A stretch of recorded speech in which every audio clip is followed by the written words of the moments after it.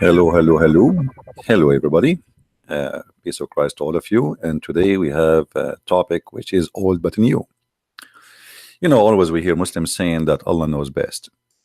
And actually, this statement is making me dizzy. I feel sometime when I hear it like somebody have a cross eyes trying to find why his eyes look like that. Allah knows best. The Quran is a person which is not created. But the Quran is a book mentioned by Allah. Every word in the Quran is from Allah. The Quran is a book of Islam, contains scientific knowledge that could not have been known 1400 years ago. I mean, this alone making me feel I want to cry.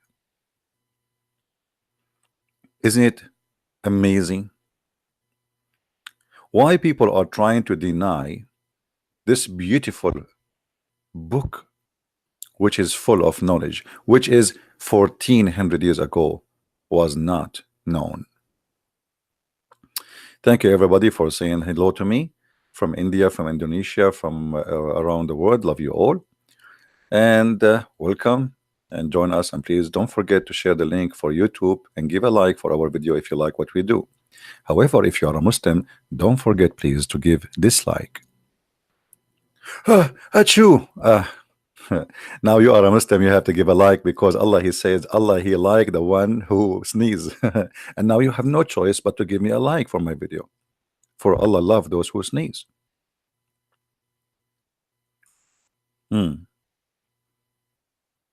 I mean, look how tricky this is. Allah like those who sneeze. And Christian Prince, he just sneezed. So what we would do? But he's a kafir. Should we like his video? Not to like his video? Based on the hadith, we should, because Allah like those who sneeze, and Allah He hate those who do yawning. I mean, the Prophet, he have a point here. I mean, yawning obviously is from shaitan. Let us see. Allah knows best. Allah knows best. Allah knows best to the point He knew that if you do yawn, shaitan, he go inside your hole in your mouth and he laugh at you. And actually different hadith it says he pissed there. And you are telling me that Allah do not know best? Remember, Muhammad is saying this because Allah told him. So at the end of the day, it's Allah knows best. And by the way, this is proven to be scientifically correct. The funny, I saw an article made by Muslims speaking about the Prophet teaching science. How? He told the Muslims to put their hand on their mouth if they are yawning. Okay, and they say when you yawn, a lot of bacteria come from your mouth and you can transmit a disease to someone else. But my friend, the Prophet was not saying this because of science. He was saying that because shaitan will jump inside your mouth. So look what the Muslims they do. They take a funny, stupid statement of their Prophet and they try to make a science of it. Once in a chat room program, it's called Pal Talk, I open a chat room, it's called Let Us Sneeze for the Sake of Allah. And I ask the Muslims to come to the microphone and sneeze because we want to make Allah happy. Because as you see, Allah loves sneezing. Achoo! And He dislike yawning. Allah now is really upset. I mean, come on, stop, please stop. Christian Prince, stop doing this. This guy is yawning. I hate it. Allah loves sneezing, but He dislike yawning. So when we have cold, Allah, He is happy. It's a season for Allah. I mean, I can tell right now what is the best day for Allah. December, January, February. People have cold and they are sneezing all over. Now, for sure, Allah knows best. Now, Do we have any Muslim from those who believe that Allah knows best would like to give me a call? Who is a Muslim would like to call me and tell us why you Muslims you say Allah knows best? Based on what? And I warn you, don't do what the guy Somalian yesterday he did. He threatened that he will kill me, and he got a response which is not really nice. I am not the one who can be intimidated, not by your God, not by your terrorist. You threaten me, I will do even more. I'm not a potato. So now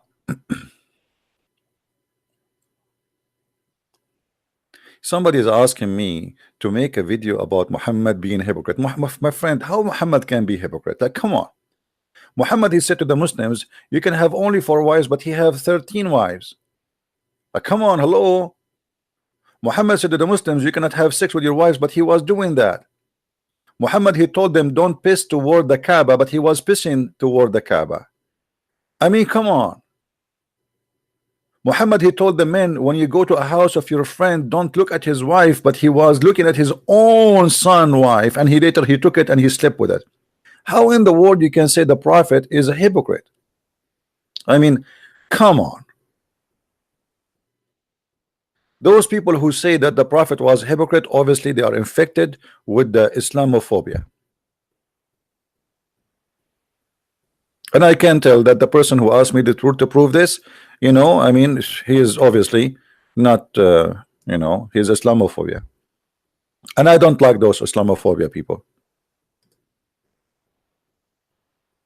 All actually, all the Christians, Jews, Hindus, Buddhas, they have phobia. Look, a Muslim, he go to a hospital, he see a cross, he get upset. It's you who have a phobia. Why you are having the cross there? The Muslim, he don't like it. I mean, come on. It's not the Muslim who have a phobia.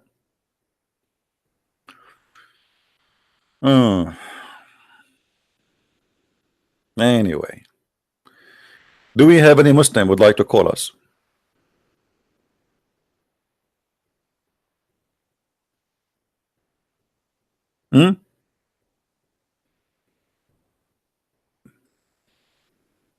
Who is a Muslim want to show us some of what the Muslim says Allah knows best? An open challenge for the Abdul.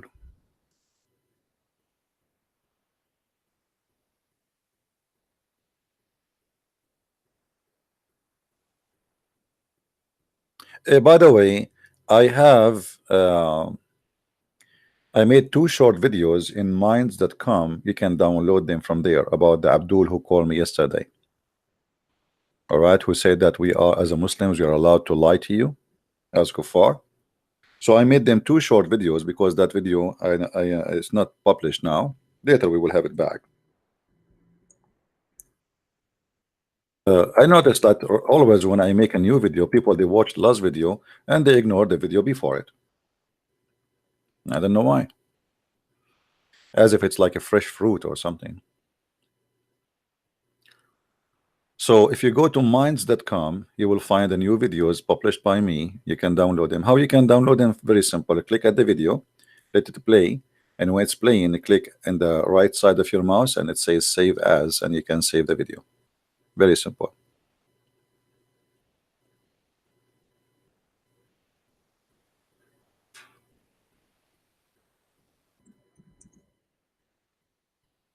All right, look like we have a Muslim he would like trying, or somebody told me he have a Muslim want to call.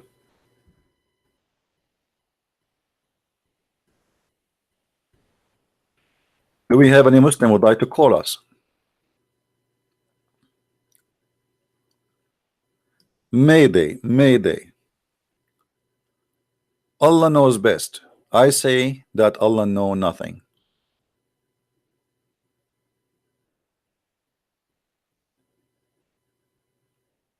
I say, and I claim, that Allah not only he knows nothing, he is really funny and ignorant. And actually, I cannot say Allah is ignorant because Allah does not exist. So I have to say that the one who told us that Allah said so, obviously he's a liar and he is ignorant too. Hmm?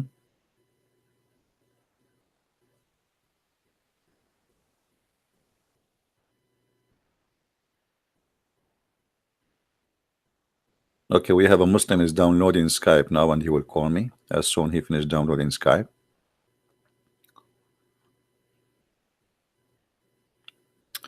Somebody saying, can you tell me where Muhammad was raped by his cousins? It's not this is surah, this is in the stories. When the cousin of Muhammad and his brother-in-law they came to visit him, he says, وَأَمَّا ibn عَمِّي فَقَدْ هَتَكَ عَرْضِي. Regarding my cousin, he did rape me.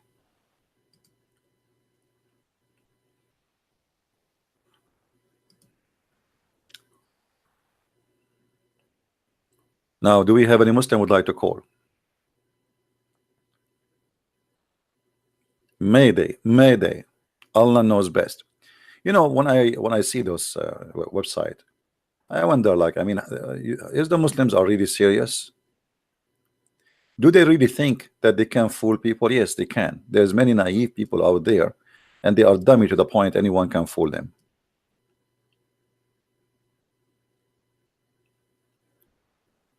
You see, human being, it might look for you that, you know, I mean, some things are really stupid, but for some people, it is really, it's not stupid. And we are here to help those who they are, let us say, don't have too much education, and maybe they don't have the same intellect level. And it's not fault, you're not sure, not your fault if you are not really, I mean, educated or I believe that every human being is a child of his society at the end of the day. When you associate with a bunch of ignorant, I mean, you are going to turn to be the same. And this is goes for me and you know. If you grow up in a place where everybody is, you know, I mean, very well educated, talking to them, just talking to those educated people, you know, you became educated. Associating with the fool will make you a fool. The same as the saying, like bad apple make 25 good apples bad. So imagine if you are a good apple between bad apples, so which means you are the only good apple and you are a child, you will turn the same as they are.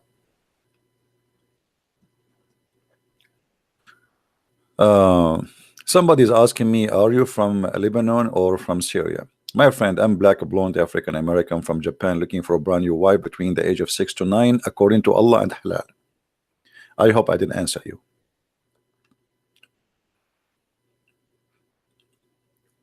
Now, who is a Muslim would like to give us a call and tell us why you Muslim says that Allah knows best when Allah is very horrible in knowledge?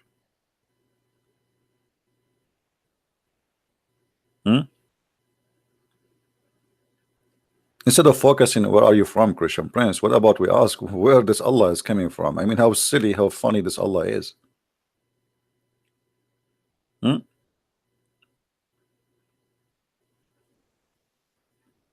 And look, everybody is guessing where I am from. Suddenly, all of them, they are expert where Christian Prince is from. They don't even know who I am.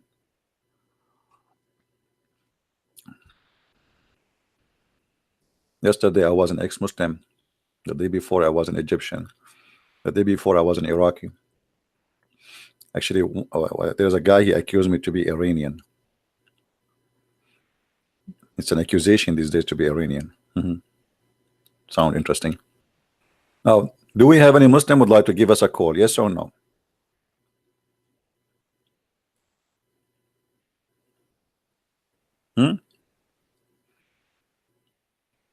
The only thing I know that Muslims, they love me to death. This is the only fact I know. And when I say the word death, I mean it literally.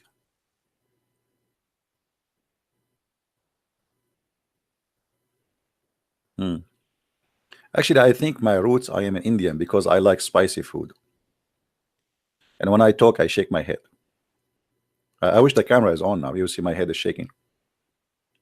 No. And I like, based on this knowledge, I think I am Indian. I love Indian people. They are very nice people, and they have a very nice spicy food. Once I was invited to a doctor, and he told me because I am not used to eat spicy, he told his wife not to make it spicy. And boy, oh boy, I spent the lunch drinking water. I was sweating like as if I am in the sauna.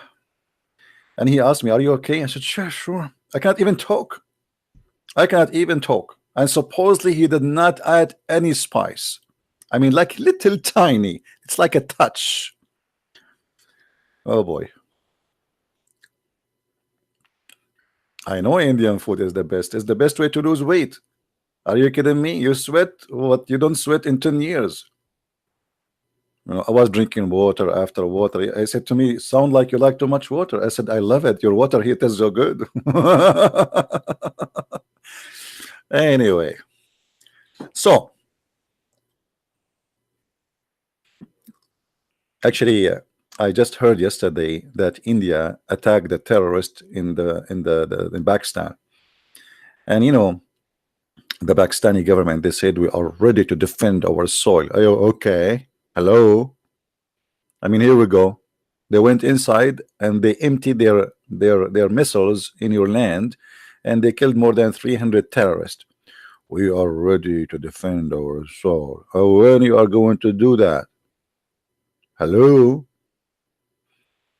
Yeah, it's like a Muslim. He says, like Erdogan yesterday, he says, "Inshallah, if not Turkey, nobody defend Jerusalem.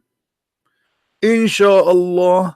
You're right. Erdogan, Jerusalem is just less than 2 hour flight from your country. You know, I mean, what are you waiting for?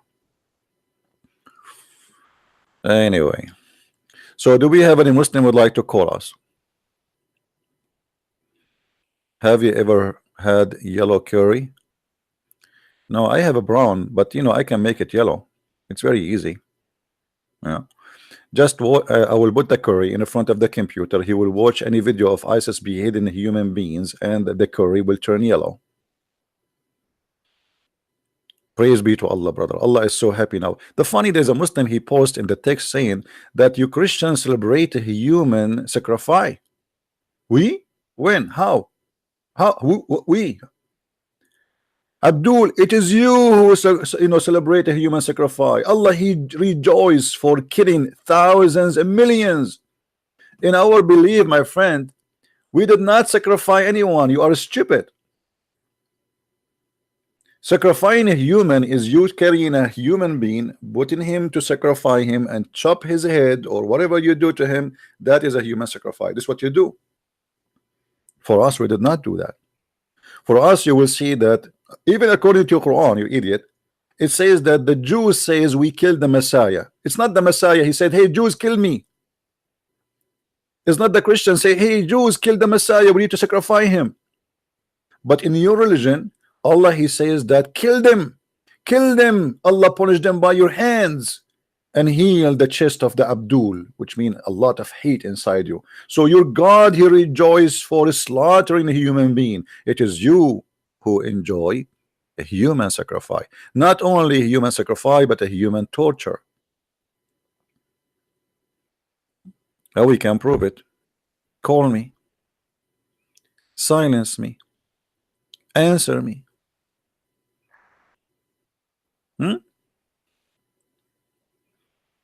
Do we have any Abdul? What happened to this guy? He is downloading Skype. I mean, he is calling me. Maybe this guy. Hold on. I missed his call. Sorry.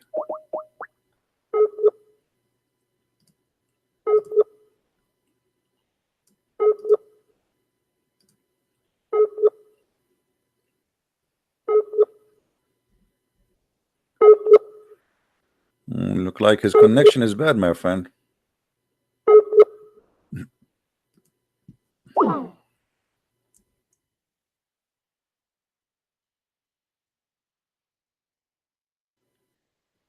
All right. Hello? Hello? Hello.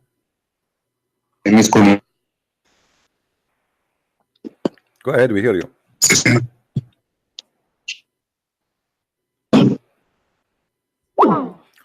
Okay, like so look like we got a Muslim, but his connection is really horrible. Hello. Hello. Yes, how are you? I'm very well. How are you, my brother? I'm all right. So you are a Muslim, my friend? Well, it depends how you define Muslim. Yes, well, I was born in a family of a Muslim, and I'm still a Muslim, and I believe in Islam. All right, that's wonderful. What Islam mean? Pardon me? What Islam mean? Can you speak on? Can you Do you hear me, my friend? last speaker. Trying to put last speaker on. Huh? Last speaker. Hello, yes. brother. Yes, my friend. So you said you are a Muslim. What does Muslim mean? Muslim, for me, Muslim is somebody who believes and submit his will to Almighty God, because a Muslim is somebody who believes the will of God, it should be done in the heaven, the world as in the earth. Just like the way Jesus placed his will to Almighty God, say that I cannot do anything without my Father's will, because whatever I do, whatever I breathe or I step I take is from my Father's will, and whatever I say is from my Father's will. So I believe every Muslim should believe in the will of God Almighty. So somehow we have a free choice, that we think we have a free will, but to be honest, free will as a Muslim, it defines us like a free will belongs only to Almighty God. We have choices. God Almighty give us something small of a free will to human being called choices. They can choose whether they want to be good or bad. So a Muslim is being given a choice. So, but when he says my will is from with God, whatever I do for God, for God's sake. I eat for God's sake. I sleep for God's sake. I wake up for God's sake. I pray for God's sake. I give charity for God's sake. Then you submit your will to Almighty God. This is the submission, true submission to God. And this is a Muslim. This is the definition of somebody who follow this criteria of the submission of a Muslim. This is as far as I was taught, and this is the way I understood, as all the prophets from Adam, from Abraham, from Ishmael, Jacob, and David, and Job, and Moses, and Solomon, and King David, and was Jesus and Muhammad, and peace and blessing be upon on the pious people, the John, and all those people who understood God. Say, for example, a Chinese person, a Buddhist man doesn't understand what the definition of his God is different way he was taught, and a Christian definition of God, the way they've been taught, is different. And the Jewish, the way you see, my friend, the Jewish is different the way they taught. So I personally think, my scriptures telling me that Islam is just like any other religion was revealed before it. It's the same as the other religion. So it's actually confirming Christianity, is confirming Buddhism, and it's confirming atheism, and it's confirming all other religion, paganism. And all this religion, when you put together in category, in one basket, is called ALL in English. Is called all. Okay, can I talk, sense, because the word all in English is, because even in the Bible, listen, it says here in the beginning, can I talk? Word. Can I talk? And the word God. Are you listening? Are you listening? I'm listening, my brother. I give you the minute, 15 minutes ago, and you keep talking, but you said no, it's nothing. not 15 minutes, about four minutes actually. Okay, but you said nothing. You keep going. Suddenly we are talking about the Chinese now. I know, but you try to say 15 minutes, but to be honest, I can just, I know my time, because I write diaries, I write everything, my rights as well. Listen. So and I'm a researcher. So I know minutes, I count my time as well. It's not 15 minutes to be honest. After 4 minutes, you said nothing. After 4 minutes, 5 you said minutes. nothing. I give you 10 minutes. And I will prove that everything you said to us is absolutely false. The verse in the front of us, chapter 49, verse number 14. It says that you have nothing to do with you believing in Islam and Allah. It's about you have no faith, yet you surrender to Allah. That's what Islam means. It's not submission, or it's not to accept the will of Allah, it's to surrender to Muhammad. And the verse in front of you, I want you to read it. It says, not to Muhammad. You see, I'm a Muslim. You're not a Muslim, my brother. I'm a Muslim. Let me finish. For me, I don't surrender to Prophet Muhammad. It's a sin. It's a big sin to surrender. You're putting words into my mouth. First of all, that's a lie. And I told you, telling me that I surrender to Prophet Muhammad. I don't surrender. I surrender to the message that came from his mouth. Okay. I don't surrender to him because he said, do not make a mistake like Christian did. Made a mistake the way. Okay. You will not let me talk, aren't you? I mean, what's wrong with you? Have patience. I will give you time. The verse in front of us. I'm sorry, but my brother, but just don't put words into my mouth. Listen, no, I'm not putting words in your mouth. You said that Islam means to submit to Allah. That is not true. Yeah. The verse in the front Islam of you. is to submit to the will of God. Chapter 14. To say, I testify and I bear witness that there's no worthy to be worshipped except the Almighty God, the Jesus who worship to, the Muhammad who worship to, the Abraham who worship to, the Adam who worship to, the sun and the moon and the whole galaxy, the one who's worshiping to. So this is where it is called Shahada. First of all, you are a liar, and this is not the Shahada. Shahada is to say that there's no God but Allah and Muhammad is a prophet. Why you are adding Jesus and Musa and that's what I'm trying. No, you are not trying. You are a fabricator. You are a fabricator. Now listen. How you can witness to Allah? I testify. There's nothing worthy to be worshipped in this world except Allah Azza wa Jalla, Allah the Almighty God, the one who has no need for anybody. That's what it means.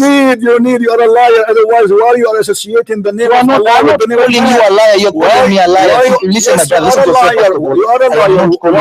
Why you are calling me a liar? Because why I'm not calling you a liar? Because I don't want to disrespect you. You're telling me I'm a liar. I know myself I'm not a liar. This is what I was told, and this is what I've learned, and this is what I've studied, and this is what I've researched. I believe in Jesus Christ, but you don't believe in Prophet Muhammad. You believe in God Almighty. I believe in God Almighty. I believe in Prophet Muhammad. You don't believe in Prophet Muhammad. The only difference between you and me, personally, if God Almighty right now, if he's listening to us saying that do you believe in Jesus Christ? I believe in Jesus Christ. Why? Because I was taught to believe in Jesus Christ. Otherwise, I am not supposed to be a human being. You understand where I'm coming from? Because he existed long time ago in the history, in the books, in the Bible and everything. And even Prophet Muhammad as well. And somebody who taught something good in this world, something like, for example, Moses taught something good as well, like an eye for an eye. You are a coward. You will not let me talk. You are afraid that I will talk. This is the whole point. You are like a sewage. We open the cover and the whole shit is coming out. What's wrong with you? How we can talk like this? Since you called me until now, I said nothing. I say 2 words, you say 1,000 words. I will call you back and you need to agree. I will give you 2 minutes. You give me only 1 minute. 2 minutes for you, 1 minute for me. What an idiot. Because he's scared.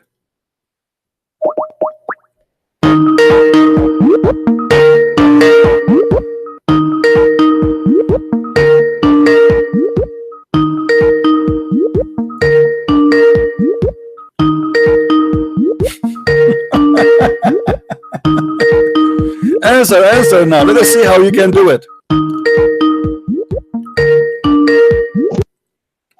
Hello? Listen, do you agree that I give you 2 minutes, you give me 1 minute? Is that okay for you?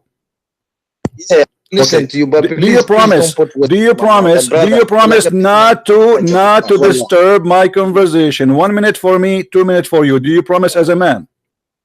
I promise as a man. Okay, I'm going to put the clock in the screen, you know, so everybody can see what we are talking about and we can see the clock. Are you seeing my YouTube? Okay, fair enough. Okay, now, my friend, when I say something to you, I'm not putting words in your mouth. I will start my minutes here. I will put it in the clock. When 1 minute for me is over, I will stop talking. You take the mic, and you have then 1 minute from your side. Is that fair? Fair enough. All right. Let me start here. Here we go. My 1 minute is started already, and people, they can see it in the screen. Now, Right. you said that you as a person, you worship the same God of the Messiah, the same God of Musa, the same God of etc. First of all, in your Quran, there's no mention of the Messiah, the one we know. The one in the Quran, his name is Isa, and we do not know who is Isa. His grandfather. You promise not to disturb. Yes. Okay. Okay. I'm sorry. And the one in the Quran, his name is Isa. His grandfather, his name is Umran. We do not know such a person. His mother, his name is Mary, and she is the sister of Aaron. And Umran he is the father of Aaron too, according to Quran. So you are not speaking about the same person. Same time, you said that we believe that God, he gave us choices. That is a big fat lie. You're a prophet. He said it clearly that you believe in destiny, and Allah, he wrote your fate 40 years before he created you. You said that we are Muslims who believe in God. But as you see the verse in the front of you, it says that you surrender to Allah, but you have no faith. Chapter 49, verse number 14. Now, can you please answer? The mic is yours. My brother, first of all, let me clarify Quran. You see the Quran that you're just reading and you're just trying to say, telling me to clarify. This is a holy scripture.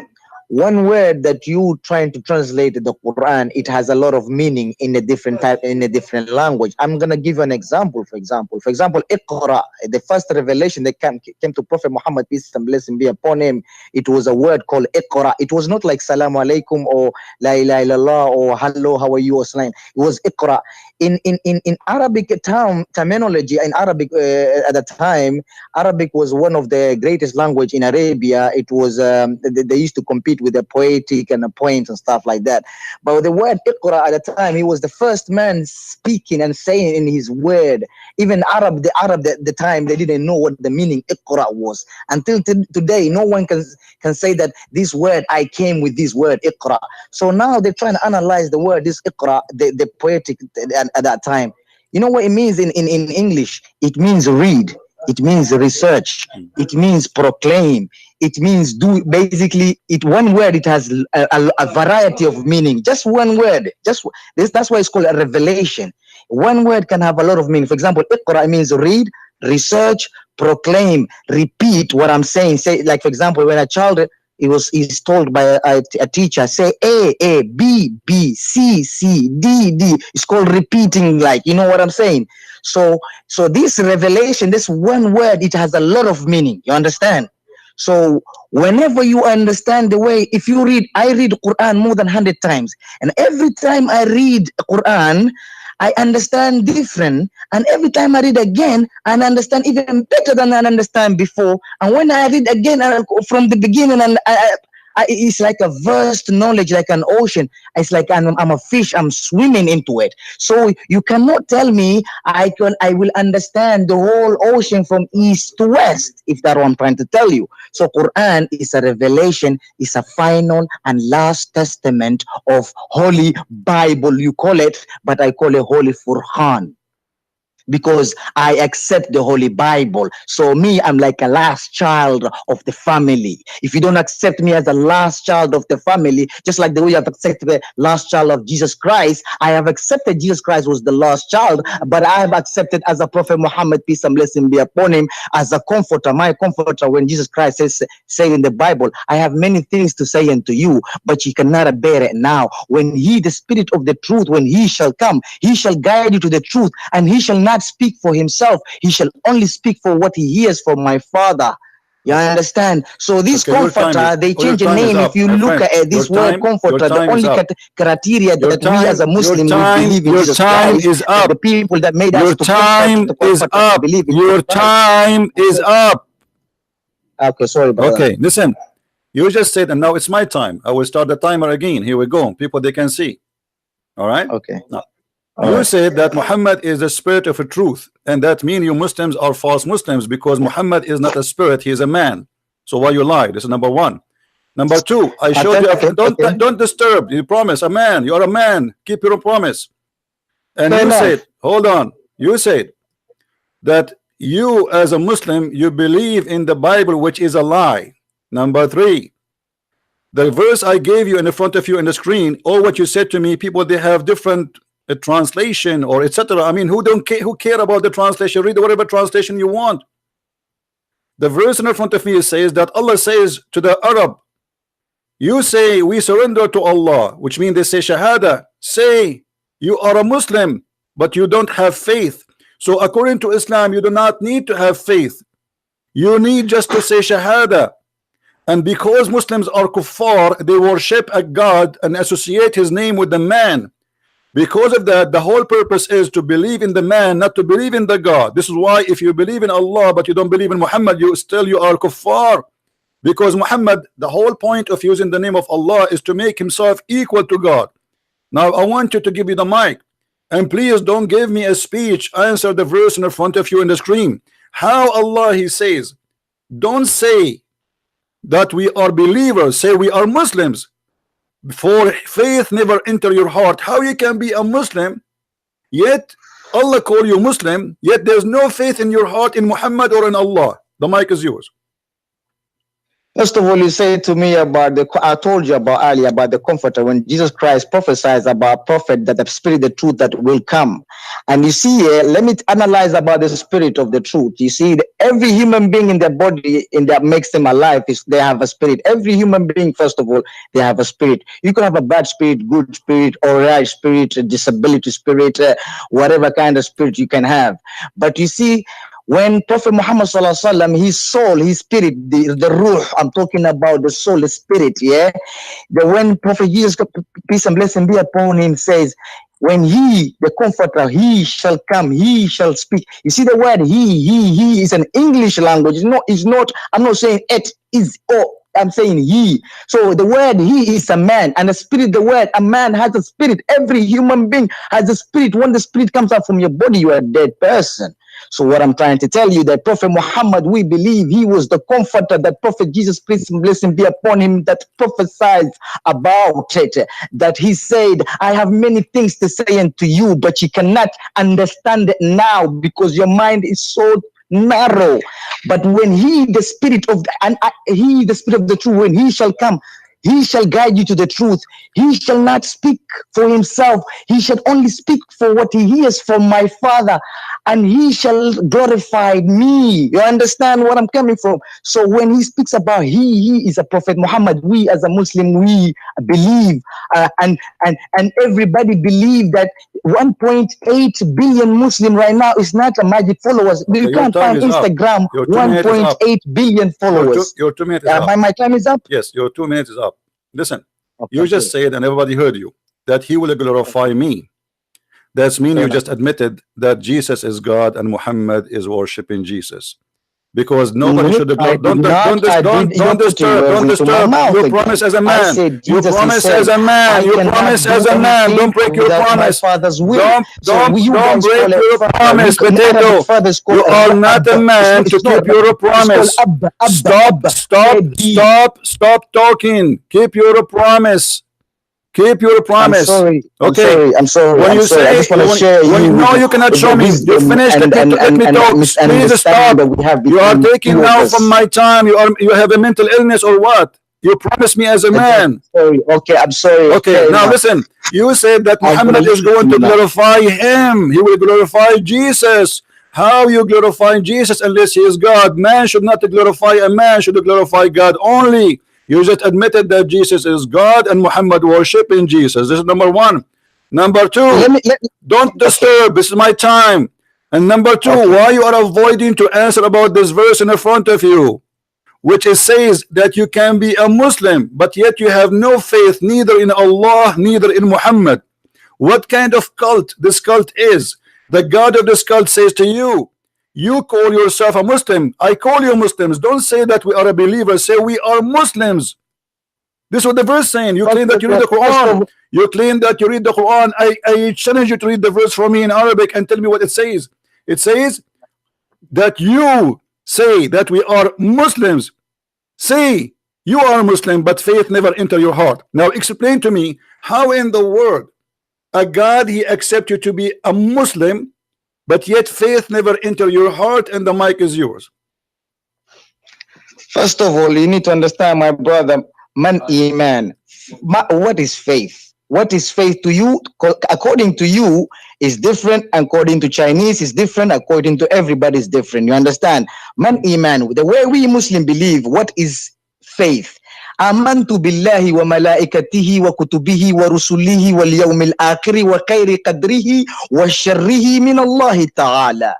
The faith, the real faith of a Muslim is to believe that there is nobody to be worshipped except Allah Azza wa Jalla, the one who sees everything that we can't see him, but he surely sees us. This is the greatest faith, the greatest iman, a supernatural iman. We believe in Allah, A-double-L, the creation of A-double-L, the creation of all, including Jesus, including everybody, from the beginning to the end. So, what I'm trying to tell you, my brother, in the beginning and in the present and the past, if you put together in one basket, it's becoming A-double-L in English word is all. Even in the future will become all if you put together. So the word all, and if you add AH, which is the word the word is a definition of every child when is born. Their mother, they have to scream the word as if they're trying to praise some echo of a vibration of like, you know, when the pain comes, or when where it's like a supreme being, they call it. Even any Chinese, any kind of language, they have to say if consciousness. So the word A-double-L, which is all of us together, we put together, and you add the word everybody, a child when he's born, he say so when you put together, it becomes Allah. You understand where I'm coming from? So what I'm trying to tell you, Jesus Christ worship Allah. He says, Allah, lama sabachthani, when he was crucified. You guys say, your time is up. Oh my your Lord, time my is Lord, up. Allah, oh my your Lord, time, my Lord, you translated in English. Lama sabachthani. Oh Allah, your Allah, lama time, why have you your forsaken me? time is So what I'm up. trying to Your tell you that time Jesus is Christ up. he taught us how to worship his Father, Are you not to stupid or worship what? him. Are you So stupid or we what? follow the Jesus Christ footsteps. You are We as a Muslim you are mentally ill, you idiot. You are mentally ill. It sounds like a sex movie. You idiot, I say to you, how Allah, he says, you say we surrender to Allah, we became Muslim. The word surrender here in Arabic is we are Muslims, but yet there's no faith into your heart. How you can call somebody a Muslim but you have no faith in his heart, neither in Allah or Muhammad? And what you give me a speech about and what is the definition of believe? Suddenly believe need definition? Believe is to believe. But because you are a coward, you are a gun machine, you have nothing to say, you start saying things have nothing to do. WL. What is that? What does this even have to do with my topic? I will call you back. You are not being a man. You are not keeping your promise. You promised that when your time is up, you will give me the mic. Shame on you. Have fun.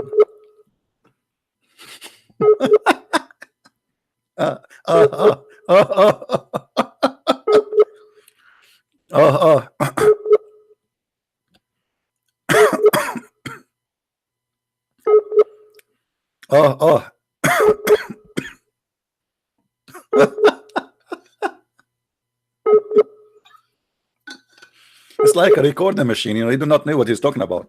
And what he's talking about have nothing to do with our topic. He's just trying to cover up the stupidity in the Quran. How the Quran says that you have no faith, and Allah called them Muslims.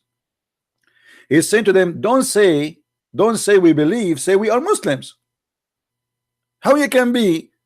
How does God, he say, don't say you have a belief, say we are Muslim. I don't know what happened to him. And Muhammad is the comforter who will glorify Jesus, and he is a spirit who will live with us forever. I told you that Muslim, they think Muhammad is God, because the Bible speak about a spirit who will stay with us forever. Muhammad is dead in the grave, you idiot. And Muhammad is not a spirit.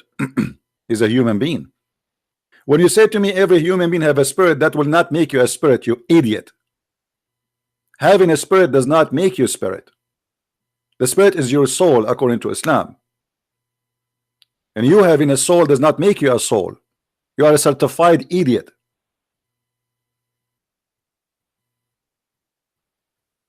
But because they are desperate to find their false prophet in our book,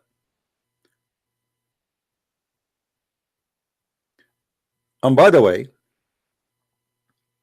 why Muhammad did not say the Bible mentioned my name to be a spirit in the Bible? Why the Muslim they discover that, but Muhammad the idiot, he could not find it?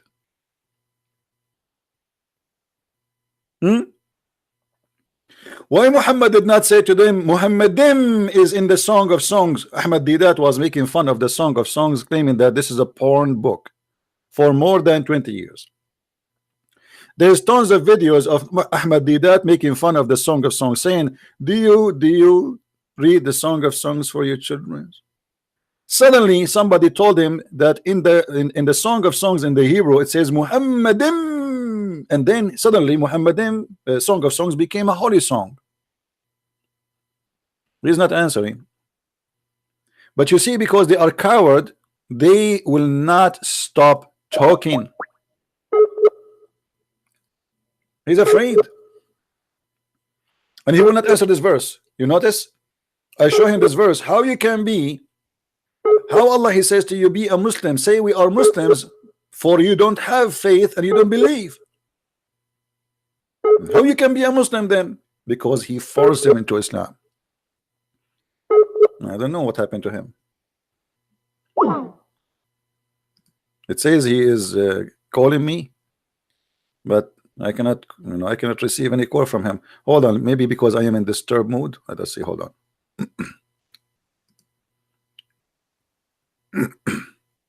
I'm trying to call him too. See?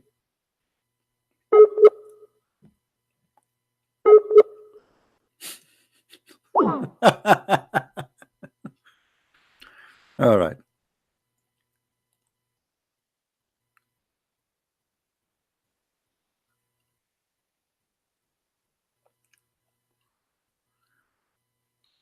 Who is next?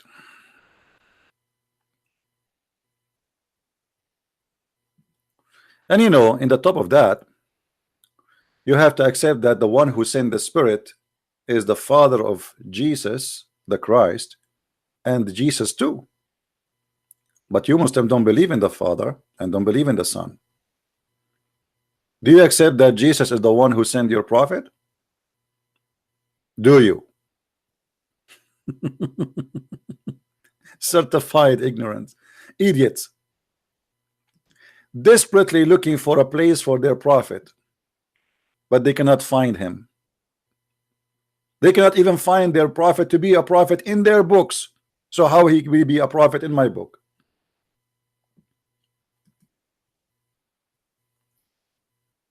Who is a Muslim when I call? You notice, by the way, the reason they speak fast and they don't stop, because they are in a panic mood. He know he's speaking to Christian Prince. If I let this guy talk, only Allah knows what will happen. So I better not to let him talk. And la double L Allah, when you say what is that? Is Allah?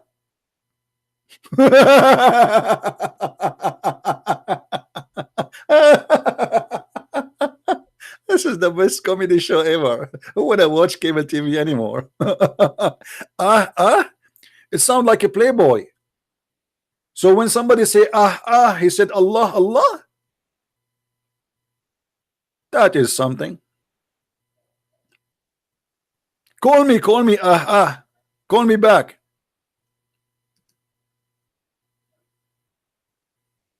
The caller mic is so loud. What I will do then?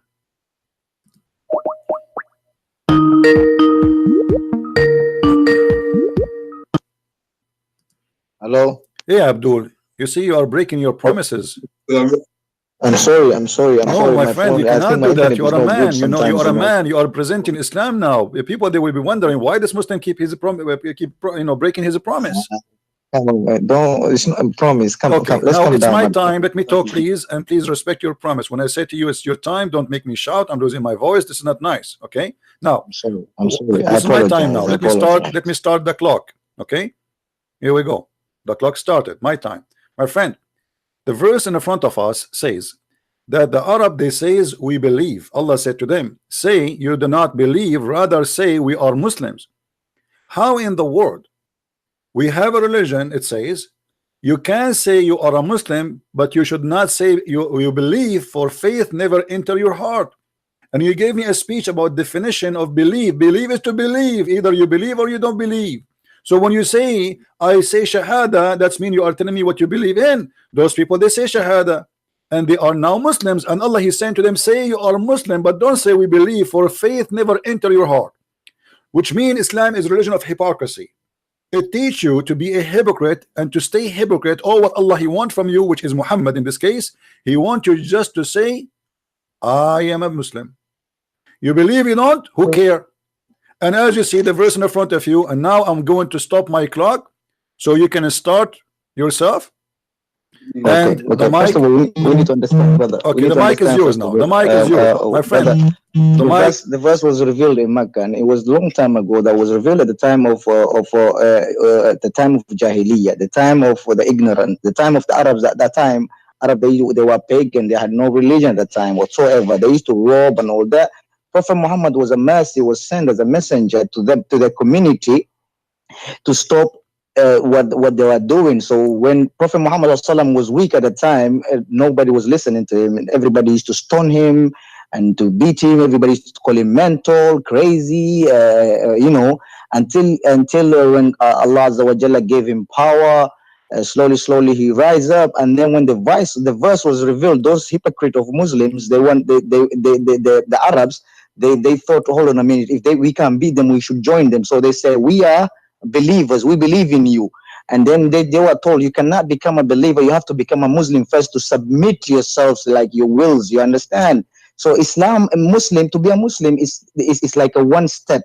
And then once you become a Muslim, and then you become a mu'min. And then when you become a mu'min, the more you practice, you become a muhsin. And then the more you practice muhsin, you become a muttaqin. And then the more you become a muttaqin, you become mursaleen. It's like a stage, it's like a stairs, you know, it's like a stairs. So Islam is a foundation. It's like, you know, the house, when you build a house, Islam, Muslim, to be a Muslim is like a foundation. Everybody is born as a Muslim, as a child, no matter where you are from, whether Prophet Muhammad sallallahu alaihi wasallam said, whether you're Christian or you're pagan, whatever you are, before you the age of puberty, you are fitra, meaning you are a Muslim. You don't have no, because you have no understanding of your own. You are learning from him or him on all that.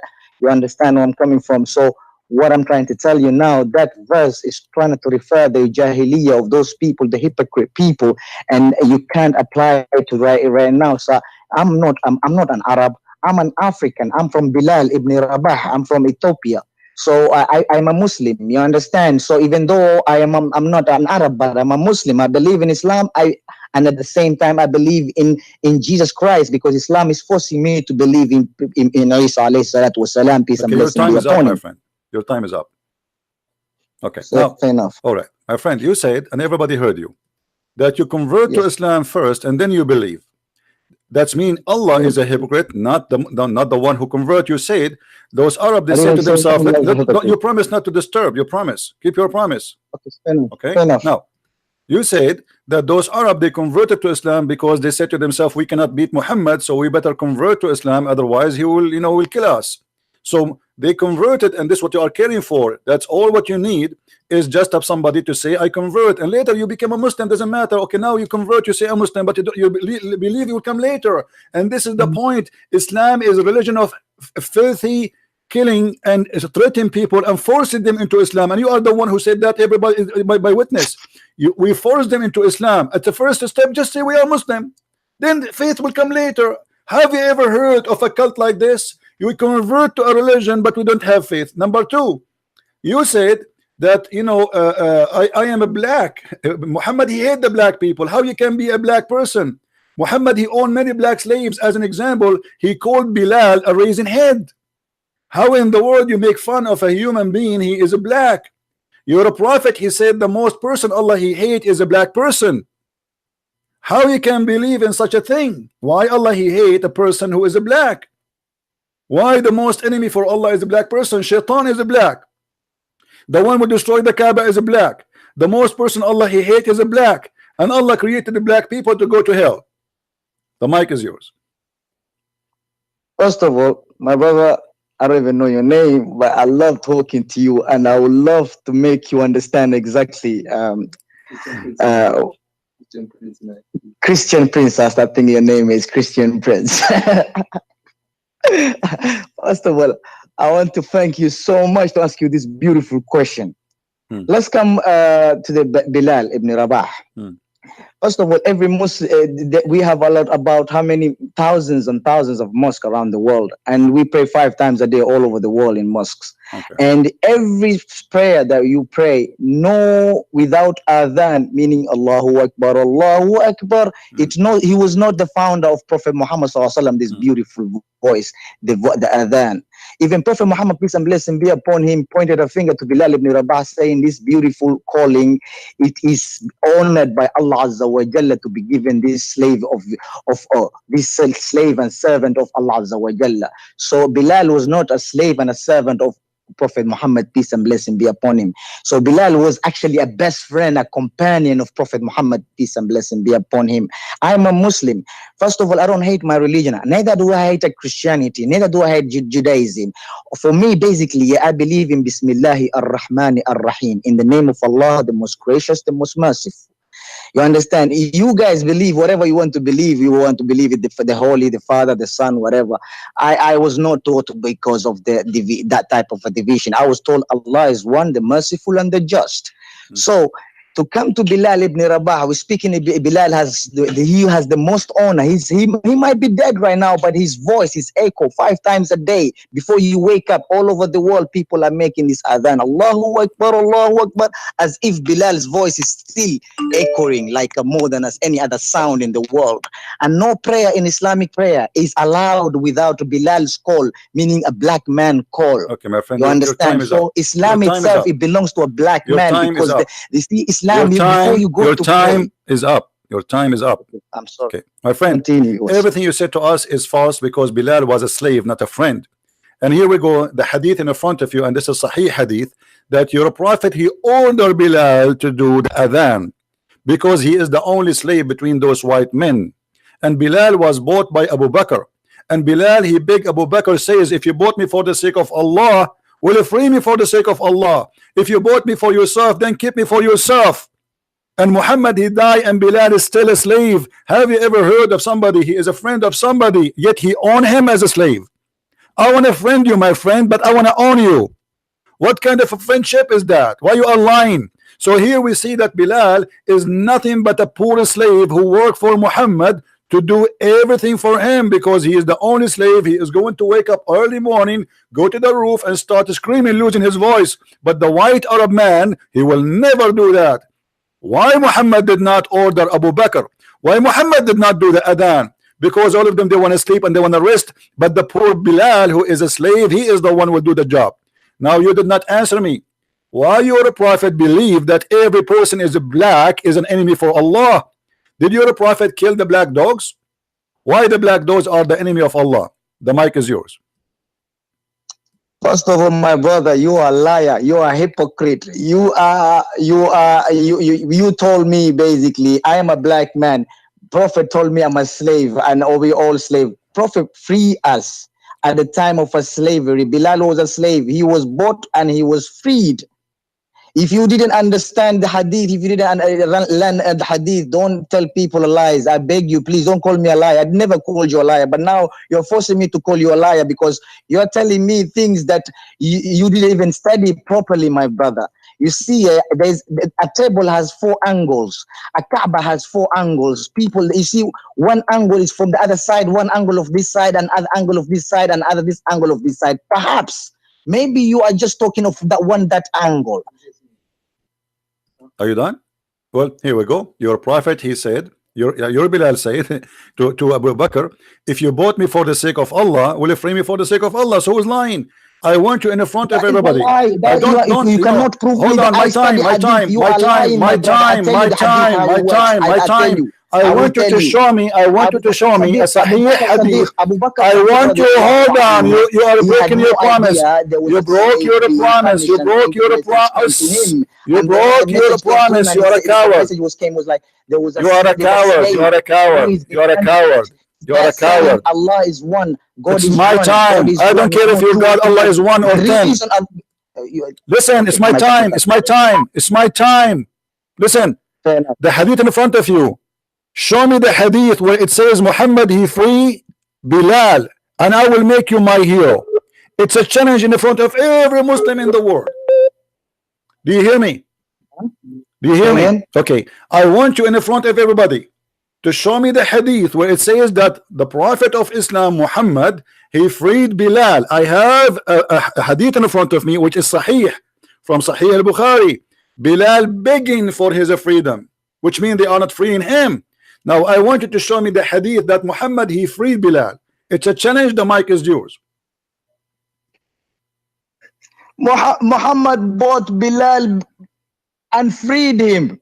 Show us. Go on to a research. Show us. No, don't research. You are the Muslim who told me. How can I You show are the one who told me. No, you told me that you are a I can't liar. even, you don't even face to face. You are a liar. My brother. You see, you are putting words, your own understanding into people's head. It's not like that. You have to give me the proof. We have 1.8 billion I followers. don't care about the 1.8, but yet you have no proof of what you say. And Bilal. This is not the question. Both of them, one of them is from Africa, one of them from Asia. Abdul, You know Abdul, that the DNA, Abdul, the DNA. Abdul, I if mean, you're a prophet, basically Bilal was from Ethiopia, and the whole Islamic concept is a salah, is a prayer 5 times a day, daily prayer. The whole Islamic concept. just get lost.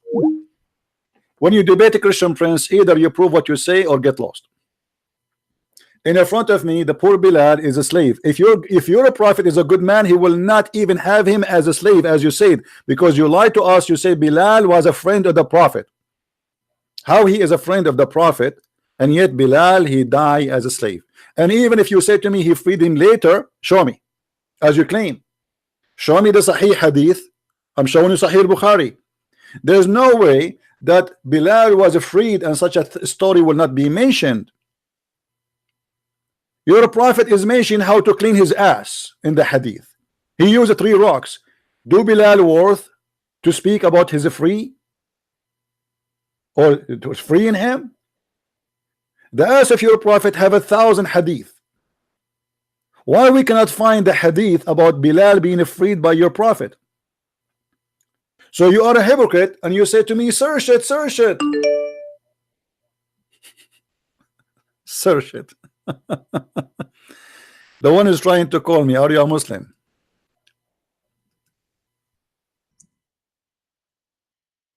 Are you a Muslim?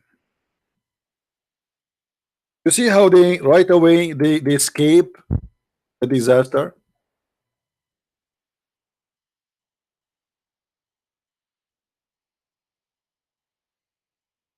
Do you see it?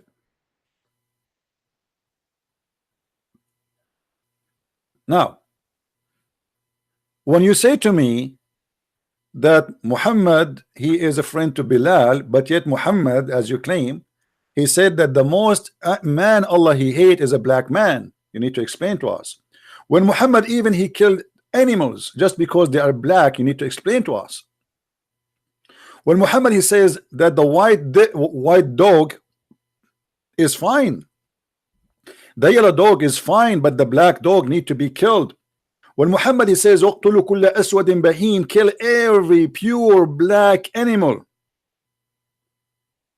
you need to explain to us. Speaking about Muhammad that he was nice to the black, but yet he was owning tons of slaves, even having sex with them.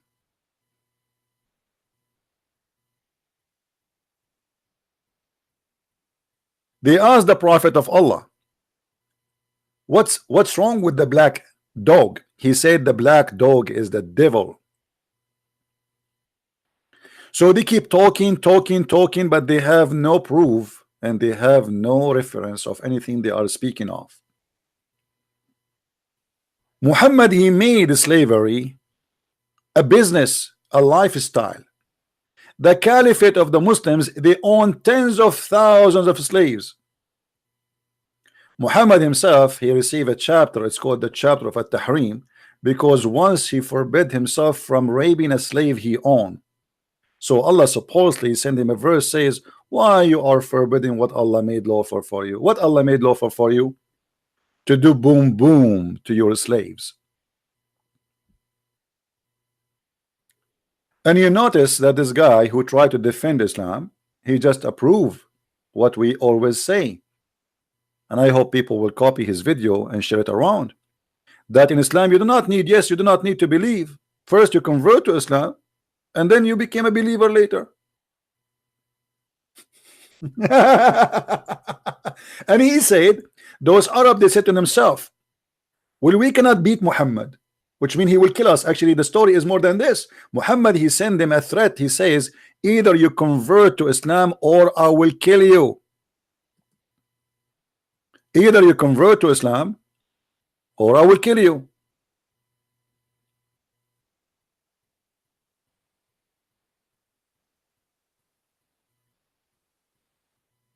And then those people, they said to themselves, well, he will kill us. And this can be found in chapter 48, verse number 16. Say to the Arab, say to them, those who left behind, they don't want to join Muhammad. You will be called against folk of mighty war to kill you until they surrender. Do you see it? Until what? You surrender. That is Islam. And this is what it says in Arabic. In Arabic, doesn't say, by the way, like the word here, surrender, is exactly the word yuslimun. So the real word of Islam is not submission. We hear many people, they keep saying submission. I heard that from even Sam Shamoun, from David Wood, from James White, from everybody. But the fact, it does not say that. It is surrender. Yes, Abdul, did you find me the reference that your prophet, he frees Bilal? No, but now I can see on the screen everything. Now I can see on the screen what you're talking about. Now I can see it. I can see on the screen. Basically, did you find me the reference that Bilal was freed by the prophet? Hello?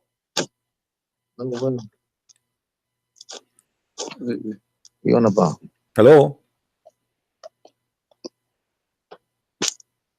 Are you there? Well, hello, can you hear me? Did you find me the Sahih Hadith where your prophet, he freed Bilal, my friend? Did you find me the Sahih Hadith where it says that your prophet, he freed Bilal? There's a hadith. Go on YouTube and check it out. Yeah. No, not in YouTube. Give me a hadith. Don't tell me in YouTube. What YouTube? Give me the hadith. Yeah. There's a reference. Yeah. Bilal was freed. Was told, like, when he was bought, was freed. Was telling to go. I want to see that. Can you show me the hadith? Can you give me the hadith number? Listen. Come on. How many hadiths do you know I existed out there? How many hadiths? I'm asking a question. How many hadiths do you know all of together that exist? Doesn't matter. I want a hadith from you. I'm asking a question, brother. Don't change the topic. I want you to give me a reference of Bilal being freed. What about Mary the Copt? She was freed too. What about her cousin was free too? What about all the slaves Muhammad? They were free too. Muhammad, he owned slaves and he raped them. Now I'm asking you, as a black person, you said to me, as long as you don't want to answer, I'm asking you. You see, you lie to people. Please stop doing this. You have to prove it. You have to prove it. I'm lying. Where I am lying? Where I am lying? Show me where. No. Show me where I did lie. Go ahead. You say Muhammad raped slave, his slave. Yes. If your eyes was seeing like. Yes. Do you want me to show you? Do you want me to show you? Do you want me to show you? Do you want me? Speak something. Do you want me to show you? Do you want me to show you? You want me to show you proof? I want me. Okay, here we go. The proof in the front of your eyes. The proof in the front of your eyes. Here we go. Do you see it? This is your prophet. This is your prophet. This is your prophet attacking tribes and raping the women. Don't speak about Prophet. You can't say Prophet Muhammad rape his women. Why you Listen, there? you have to answer. I am showing you reference. I am showing you reference. Here we go. Hold on. I am showing you in the screen reference. You're a prophet. He killed the men. He took the women, and he took Juriya and he raped her. Show me sex reference that you saw. Show me sex reference that you saw. Did you saw that sex reference? I can make. Yes, it says this is Sahih Bukhari. This is. I am not making. This is Sahih Bukhari. This is your book. Bukhari. Let me tell you about Sahih. Just like the way John was. So Sahih Bukhari now is bullshit, right? So Sahih Bukhari now. Sahih Bukhari is bullshit for you. Sahih Bukhari.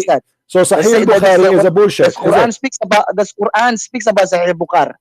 Tell me about something in the Quran. Don't tell me about something. So if I show you from the Quran, what you will do? It's a reference. Okay, here we go. Okay, hold on. We will go to the Quran. Like, guys, Sahih Bukhari is a liar. Sahih Bukhari is a liar. What about the Quran? What do you mean?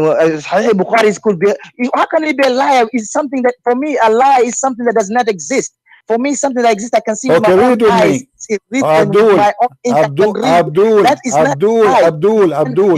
How many times the Quran says you can have sex with your right hand possess? Who are they the right hand possess?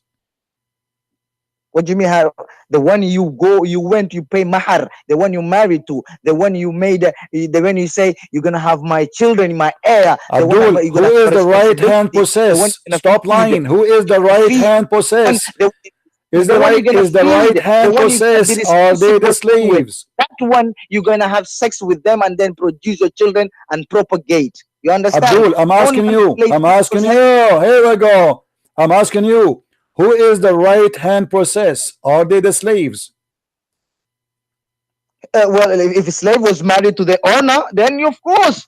Okay, hold on, guys. If the slave is married to the owner, here the verse in front of us it says, "O Prophet of Allah, we made lawful for you your wives and your right hand possessed." So they are not wives.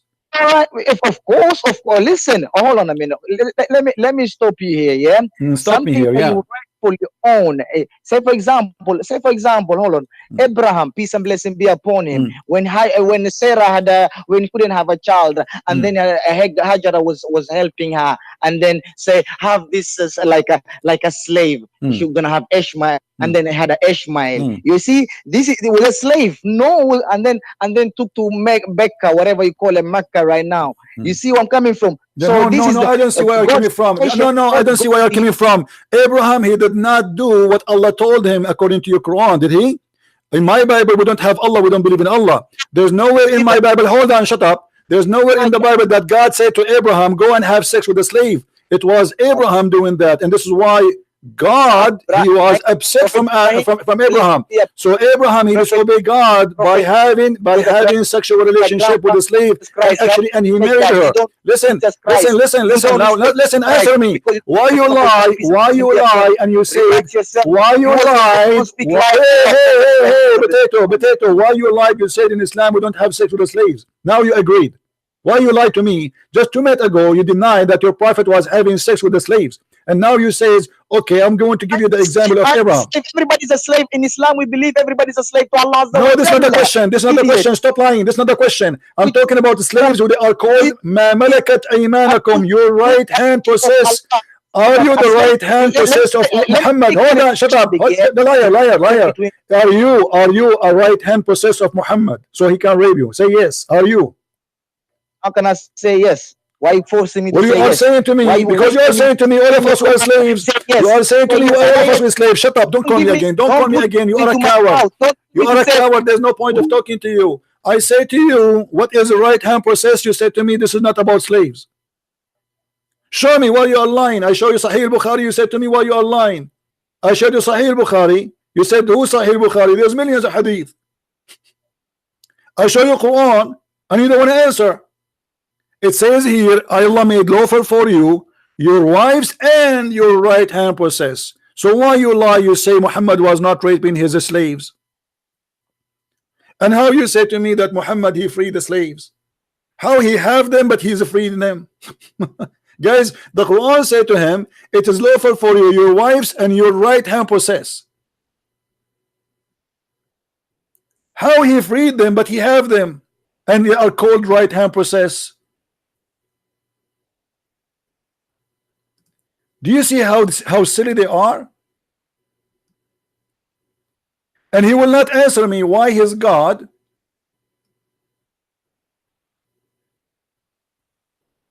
even is speaking about the black people as evil. Do you notice he tried to ignore it?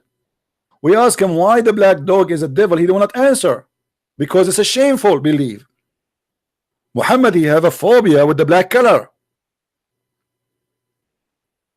How Muhammad he free people but he own them?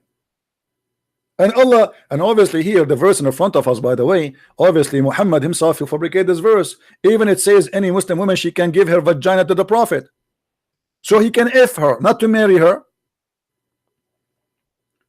As you see, it says it is lawful for you, your wife, and then your wives, and then in the top of that he start counting, and one of his counting is right hand possess, and then any believing woman, she gave herself to the Prophet. How are you talking, machine? Sorry, brother. I told my cousin, my uncle, to cooperate with him, so he's gonna try to cooperate now. Yeah. Okay. Hello. Yes. So as you see, the verse in the front of us says that Muhammad he own right hand possess. Why he own brother, you swear down. I have a blood pressure sometimes, but brother, but you're accusing, you're abusing my prophet, peace and blessing be upon him. I don't care. He is not my prophet. For me, he is a criminal. You know, I don't care. All the prophets, this is not my. We don't this is not our topic. Prophets, my Abdul, brother. this We're is not all our the topic. same. They all bring the same message. No, we don't believe in the same. Your God, he will make your penis endless. We don't believe in such a God. What kind of God? What kind of God? He sent a dish of shish kebab to his prophet to make his penis strong. Can you answer me? What you on about? I don't even understand what you said. You're a prophet. He says, I was the most weak person between mankind and sex, and I invoke Allah, and he sent me a dish of shish kebab. I ate it. I get the power of 40 men. Now you tell me what kind of a prophet he is and what kind of God we are talking about. What book are you reading, or what newspaper? Do you want me to show you the reference? I don't understand what you're telling me. I never had okay, this. Did you say newspaper? You're telling me things I never heard before. You're putting things that I never hear before. I read Quran, I read Hadith. Sometimes you even misquote Hadith. You're telling me you missed it. You put upside down the Hadith. Come on, my brother. Please, all right, man. Hold on. Here we go. Don't stop talking. Stop talking. Here we go. This is the hadith in front of you. Which one you want me to read for you? It says clearly that dog. You say that you listen, my brother. You say about black dog. First of all, listen to me. Yeah, I want you to understand the color black. Prophet peace and blessing be upon him had the three favorite color: white, green, and black. Really? The reason. So why he forbid you from coloring black? Only on so why he forbid you? Why he forbid listen you? To this. Listen to this. Listen. You don't know nothing about our prophet peace and blessing. He saw everything in spiritual. The religion of his. He was brought Islam was a religion of a spiritual religion. Okay, let's go back to the topic. You are going out of the topic. You are trying to avoid the question I gave you. You are trying to avoid the question I gave you.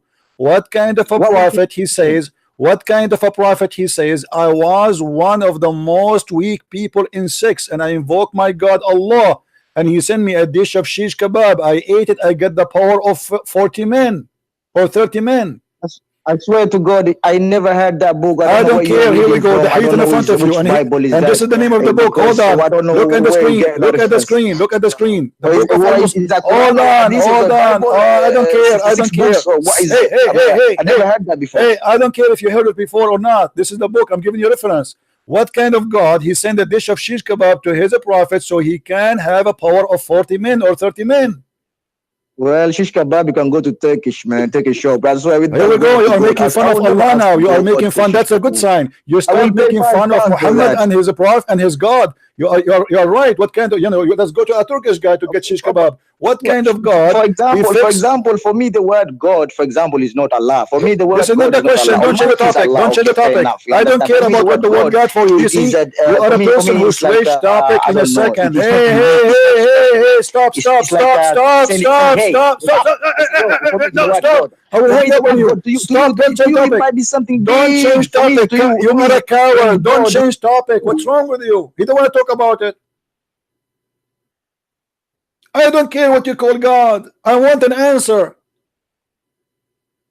The favorite color for Muhammad is black. Muhammad, he forbid the followers from coloring their hair black. Why? Show me where it says that the favorite color of Muhammad is black.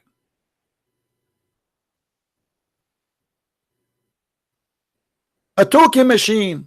He will not answer anything because he is ashamed of his prophet. Why the black dog is the devil? He will not answer. I want you to tell me. I want to learn from you. What's wrong with the black dog? Why Allah he hate black dogs? Why he hate black animals? Muhammad he said clearly, for it is the devil. Now call me back and don't tell me Muhammad's favorite color is the black. Show me the proof, but first of all answer. Why the most color Allah he hate is a black? Why the black the most person Allah he hate in this earth is a black person? We have the right to know. Are you going to answer or you want to give me a speech? Let me call you.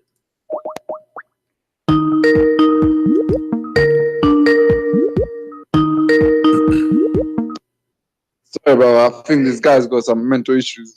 No problem. Let him. Well- It's okay. It's okay. I want you to but just ask him why he don't want to answer. Okay. I want you just to explain why the black dog is a devil.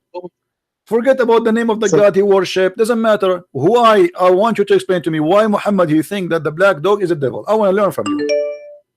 Okay, please learn from me and Okay. relax and listen to me first Okay. of all. Okay, Prophet Muhammad, peace and blessing be upon him, explains some of colors. Okay, you see the color of black is a spiritual color. It's not about devil. It's a symbol. In a dream, Prophet Muhammad, peace and blessing be upon him, said, anybody when they dream, in their dream, they see something symbolized like your mother wearing black clothes and something like that, anything to do with the black, it's a knowledge and wisdom, it's actually. But when you see in the evening time, when a dog is barking, a black dog is barking, when he's saying, hoo, hoo, hoo, but it has to be a black dog, because a black dog has a super spiritual energy that can see devil and a supernatural being. When he sees, he backs. Ooh, ooh, ooh, ooh. When Prophet Muhammad SAW said, when you see a black dog barking in the evening, remember that he saw a devil passing by. Say, "A'udhu billahi minash sharri shaitanir rajim." I seek refuge in the devil that Allah has created, because Allah created good things and bad things, and He made a man to choose which one he wants to go for it. So whoever chooses good, he ends up to become good. Say, for example, if you become human being, nice, kind, and merciful into this world, this world belongs is like a house of God, and we are all guests. Can I answer? Can I answer? Can I answer? The hadith you gave me is a lie. It's not about a black dog. It's about a donkey. Stop lying. Your prophet, he says, when a donkey, hold on, don't lie. When your prophet, he said, hold on. Your prophet, he said, when a donkey he screamed, he saw an angel, and when a rooster he screamed, he saw when a donkey screamed, he saw a shaitan. When a rooster he screamed, he saw an angel. So don't make it about a black donkey, a dog. Stop lying. Now I am showing you. Stop lying. Stop lying. You just know one hadith. No. You show me the other hadith. No, you show me. No problem. Show me the other hadith.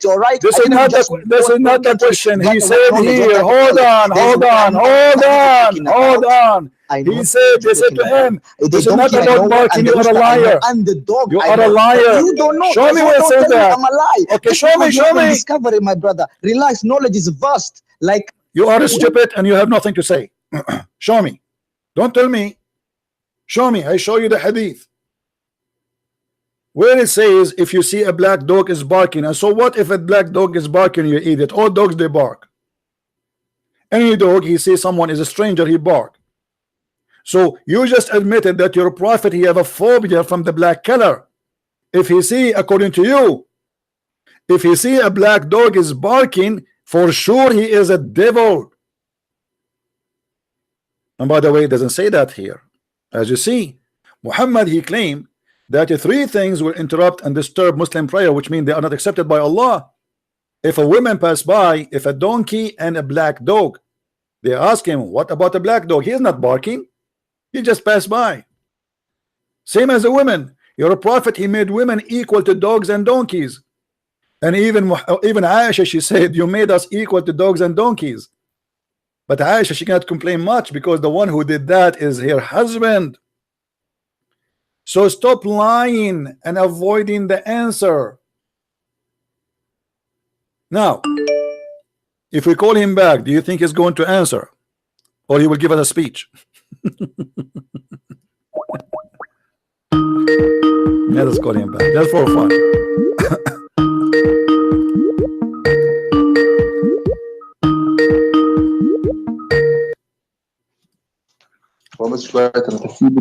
Hello? Yes. So are you going to answer us, my friend? It says here that they ask him what the difference between a black dog and a yellow dog. He said the black dog is a devil. None of them is barking. And if a dog is bark, this is what he do. All dogs bark. So why you think the black dog is a devil? The mic is yours. First of all, let me tell you the fact that there's no such a black dog is a devil. First, what do we know anything to do with the black color? Black color is a supernatural color. For example, when we die, we go to the supernatural world. It's a death. It's a black. So are you saying your prophet is a liar? We dream. We are go you in saying, black. Are you saying your When prophet is a liar? Hold on. Are you saying your prophet is a liar? Are you saying your prophet is a... Hold on. Shut up. Hey, listen. Your prophet said the black dog is a devil, and you are saying there's no such a thing. Are you saying your prophet is a big fat liar? The hadith, how many hadith are good and bad? How many hadith? This is Sahih Hadith, this is Sahih Muslim, this is Sahih Bukhari, you donkey. Don't call me again. Don't ever call me again. I'm done with you. Suddenly now, this hadith is not Sahih. This is Sahih Muslim, this is Sahih Bukhari, you donkey.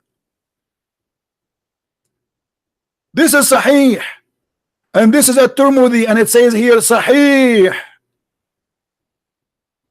Coward. Anything they don't like, they say it is not Sahih. He did not say it's spiritual. He said the black dog is Shaitan. He's not saying he's like Shaitan. He's saying he is Shaitan.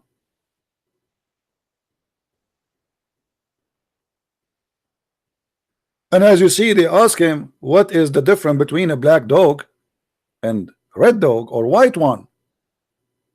Muhammad, he don't have a problem with the white dog. He don't have a problem with the red dog. What is different? What is the problem with the black dog rather than the red or white one? He said, oh my nephew, I ask Allah Messenger just as you have asked me. He said, the black dog is the devil. Now you keep lying, saying that this is not Sahih. We got you busted. It is Sahih. It is in Sahih Muslim. It is in Al-Bukhari. It is in At-Tirmidhi. It's all over. But because they are ashamed of their stupid cult, a person who is teaching them stupidity, the only way to escape it is to say it is not Sahih. Anything we say to them, it's embarrassing. In a second, in the speed of light, it is not correct. Sahih, for those who don't speak Arabic, mean correct. And by the way, even the one they call him da'if, which mean weak, it is correct too, according to Islam. You can watch the video of Sheikh Hamza, who explained that da'if is accepted, did not funk. And he said, and I'm quoting him, the one who used the argument of weak hadith, it's a weak argument.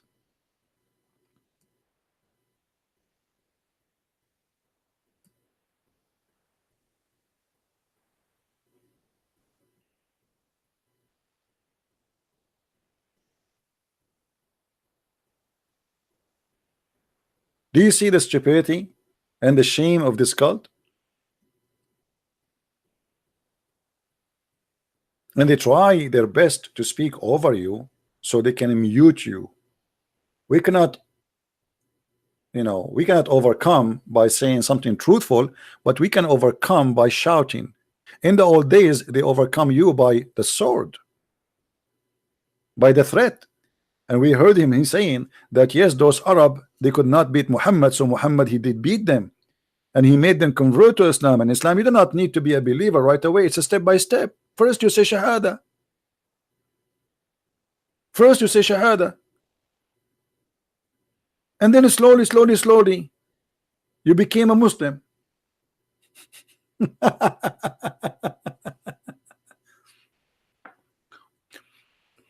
The stupidity of this cult is beyond imagination. And here you notice the bankruptcy of Muslims when they try to find a support for their prophet to be a prophet. How we can make Muhammad a prophet? Let us try to find his name in the Bible. But they make fun of our Bible 24 hours, 7 days a week. They say it's corrupt. Suddenly Muhammad is a spirit, and suddenly Muhammad will glorify Jesus, and suddenly Muhammad is going to stay with us forever. Muhammad is dead in the grave. Even the hadith says that Muhammad, when he died, the Muslim did not bury him for 3 days, and he started farting. The gas is all over. Ibn Abbas, he said, idfunu sahibakum faqad antan, bury your friend, he became stinky as all humans stink.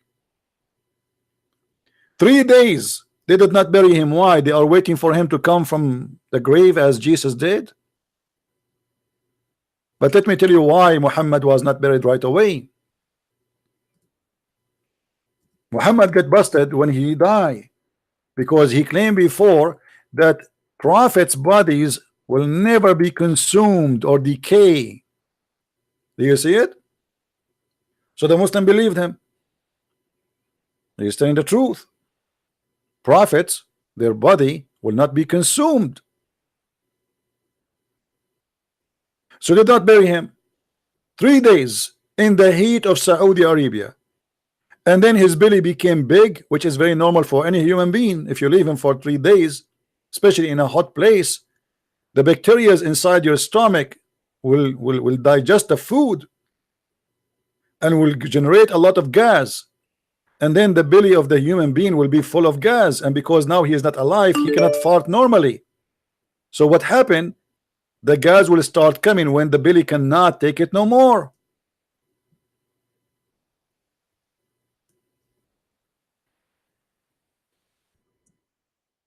The ones who call me, first you have to tell me you are a Muslim. Otherwise, why you are calling me? If you are not a Muslim and you keep calling me, I will block you.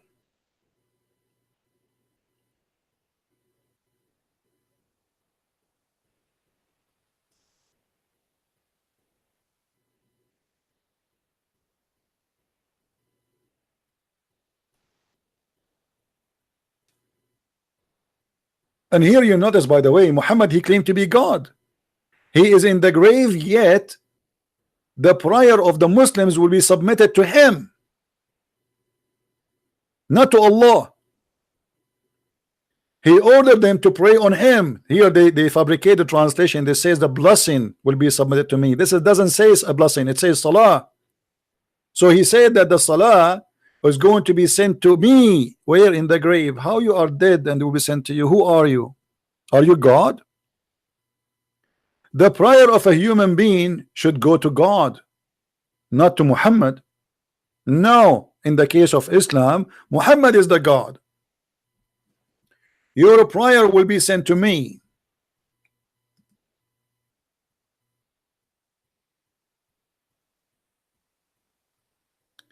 Now, who is the brave Muslim? He have the courage and the knowledge to call us. Who is next? Until now, we did not talk about the title, which about Allah knows best, which I find it very hilarious that Allah know nothing as I know, and what he know is stupid.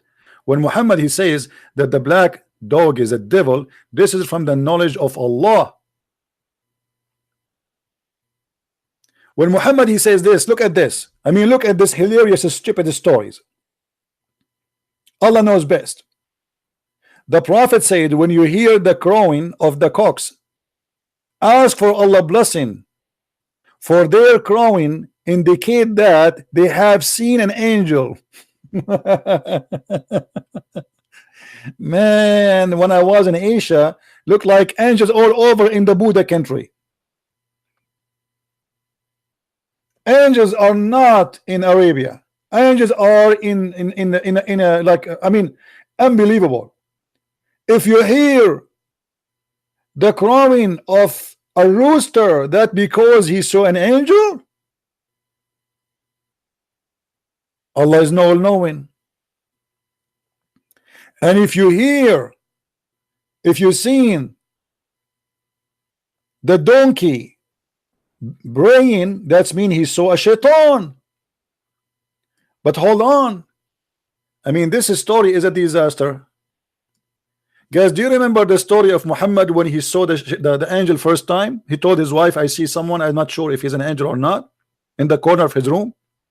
And his wife Khadija, she asked him to sit in the top of her leg, in the right one, then in the left one, and then she asked him to sit in the top of her, and each time he moved, she asked him, do you see him?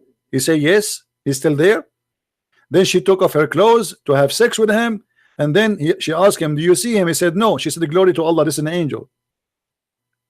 So Muhammad himself is not qualified to recognize who is an angel, who is shaitan, but Mr. Rooster can do that. A rooster, he do not need his wife Mrs. Chicken to help him to recognize if this is an angel or not. A donkey, he do not need his wife Mrs. Donkey to recognize if this is shaitan or not. But Muhammad, who is a prophet, yet he cannot recognize shaitan from an angel, which means a donkey is more qualified than Muhammad to be a prophet in Islam, and a rooster is more qualified than Muhammad to be a prophet in Islam. For both of them, they can recognize shaitan from angel, but Muhammad cannot.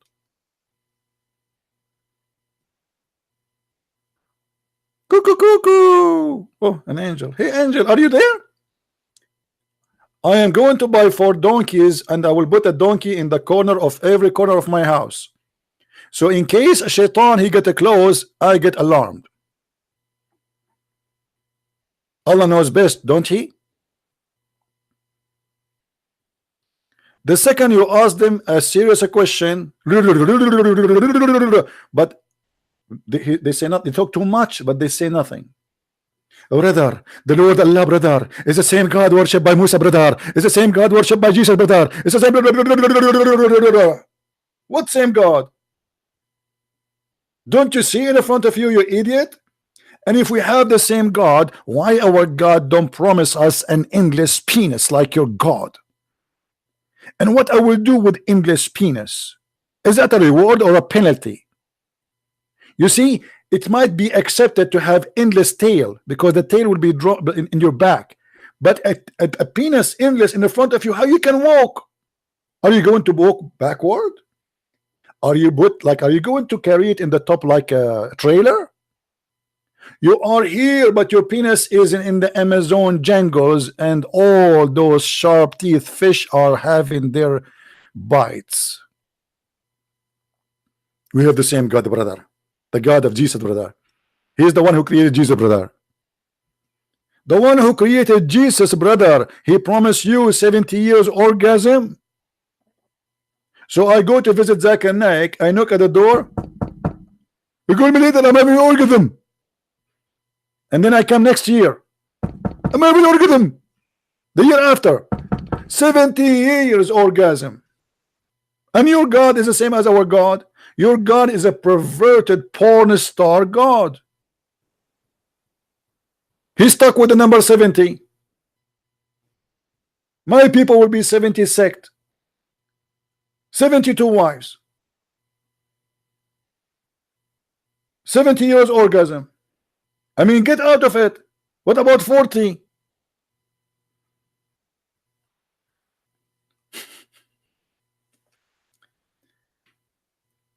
You notice how they try to flood you with words, but in fact they are empty. They can answer nothing. They have nothing to say. Allah knows best.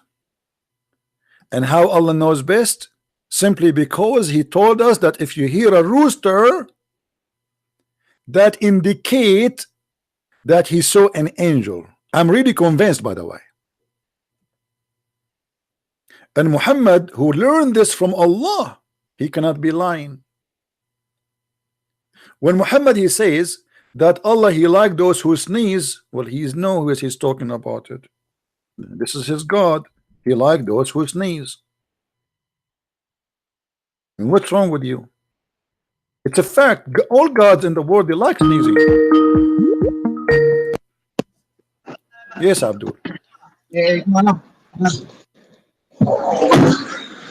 Hello. Hello. Yes. Assalamu alaikum, brother. Wa alaikum assalam. I'm sorry about that guy. He wasn't being too cooperative. It's not about courting. The guy he talked too much. He say nothing. I know. You had him under pressure. He was turning red. Yeah. Well, I don't want him to be exploding. I've never seen him going that red in my whole life. He's Yeah. always giving knowledge, but when I see the way he's living his life, he's Muslim. He claims to be Muslim. He got so much knowledge, but he just lives his life the way he wants. Yeah, it's too much pressure. I understand. But you see, like, he have to learn as a man. I mean, at least when you speak to us, say something useful. We ask him about potato. He start talking about tomato. He never answer anything. And sorry, he's sorry like, to cut you. Go on. Yeah. it's all right. But anyway, Hello? at least you yourself, you are out of Islam, and that will make them this additional thing make them Yeah. more angry right now, Yeah. because you are a family member and you left Islam because you are watching my videos. Yeah. So I No, I understand. left Islam long, 6 months ago, and then one time, basically, someone mentioned your name, and then when I went on internet, I started listening to it, and then everything was it just made more clear to me. So I just knew that I was in a. We lost you, my friend. Hello? Yeah, you have a weak internet. Yeah, this is why they are angry, because this guy, he is a family member, you know. Those are his uncles. This is his uncle, you know, and he left Islam, and they are so upset. You know how they can get this back to this cult, you know. They are very, very upset. Anyway, his connection is lost. And soon he will make more people leave this cult too. I mean, how in the world? And you see, when anytime you show them something embarrassing, they say it's weak. But we can show you the same embarrassment from the Quran.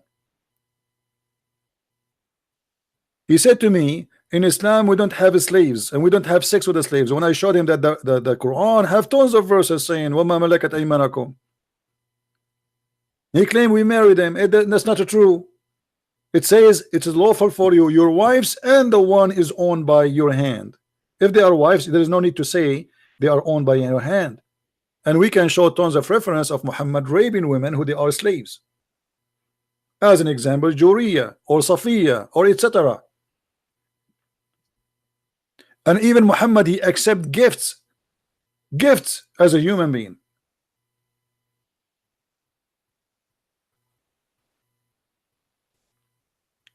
Do we have any Muslim who would like to give us a call?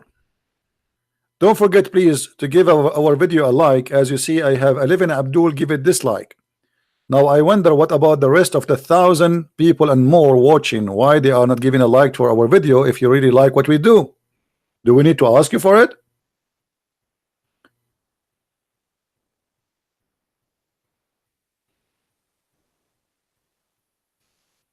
When we ask a Muslim why you kiss a black stone, he claimed that he is a person who he's not a pagan. Okay, if going around a stone, praying in the direction of a stone and kissing a stone is not paganism, so what is paganism?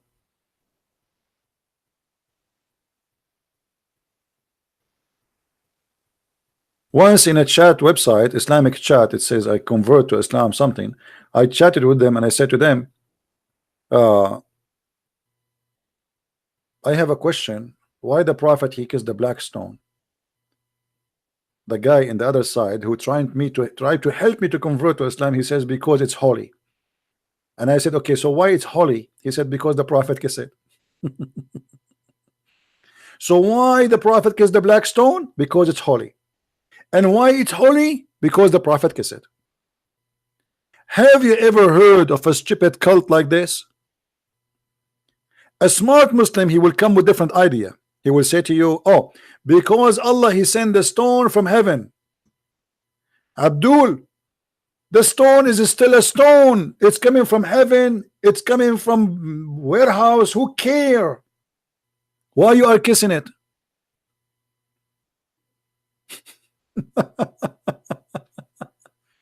Why you are kissing it?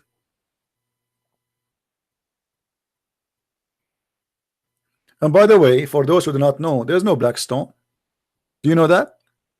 Many people do not know. Let me find you a picture of the black stone, and you will find that the black stone really does not exist no more. There's no such a thing. The black stone, what is left now is little tiny, small, tiny stones. There's no black stone. Let me try to find you the image.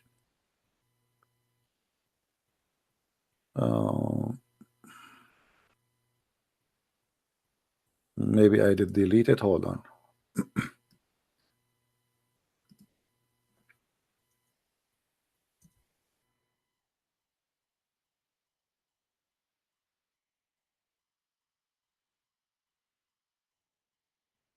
There is small, tiny stones left.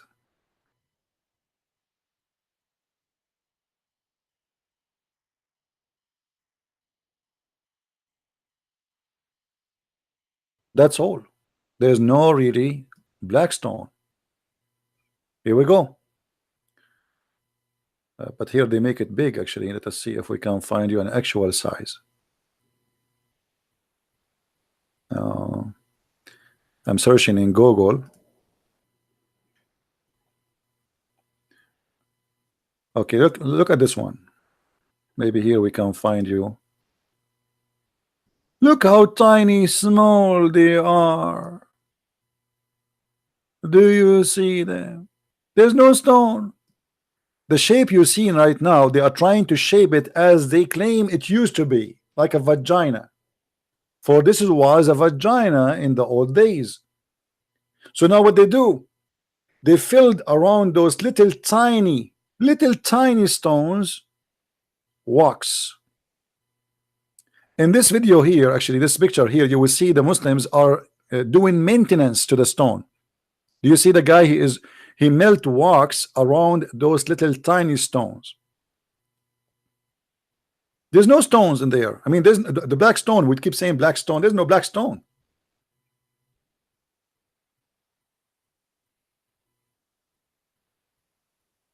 See here, he is doing the waxing. You see it?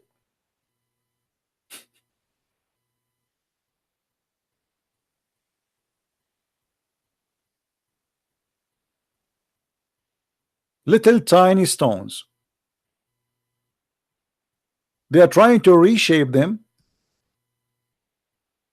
to look in the old days. And by the way, why Allah don't protect the black stone and now became small tiny stones? Why we need a maintenance? I mean, if Allah is the one who sent you this stone from heaven, and it's a holy stone, and it was in the shape of a vagina, why we need to do maintenance for what Allah sent? So shouldn't Allah preserve it?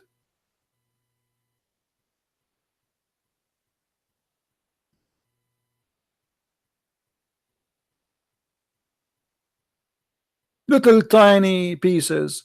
Al-Qurmuti, he destroyed the Kaaba. He took the black stone, and the Muslim later they have to pay him so they can get those little tiny stones.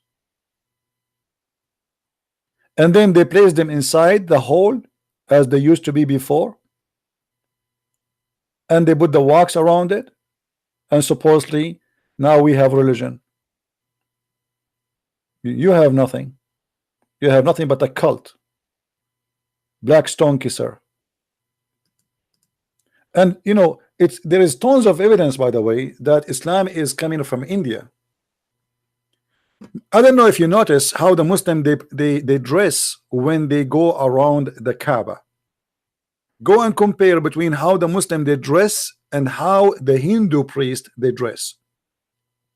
In Hinduism, there is in the temple there is a like a, I don't know what they call it. I forgot the name in Indian language, which is a penis and a vagina. A penis and a vagina. Ligma, I think. Ligma, something like this. I'm trying to remember the name. They dress the same time. Shiva. So they dress the same. They act the same. They even shave their head. You see this guy, because he is a president, he is not shaving. If you are a Muslim, you should shave. Like this guy now, here, look. See, he's shaved.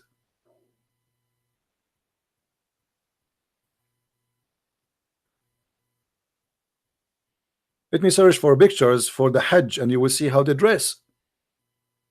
Look at those guys, you see? Always they uncover one shoulder, the same as a Hindu priest. And even, by the way, the Muslims, they say that when Allah he sent Adam, he sent him to, anyone remember? Who remember? He sent him to India. So even the Muslims, they acknowledge that Adam himself is an Indian.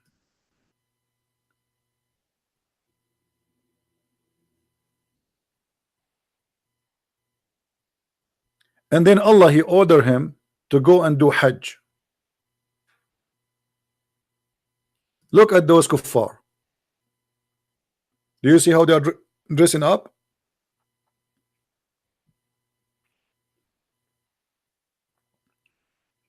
Adam was an Indian, and then Allah he sent the angels, and they placed the black stone in that location, because this is Allah he decided that this is the location it should be. And I made a video before about the location of the Kaaba, which is proven to us again that Allah is a false god. How we know that?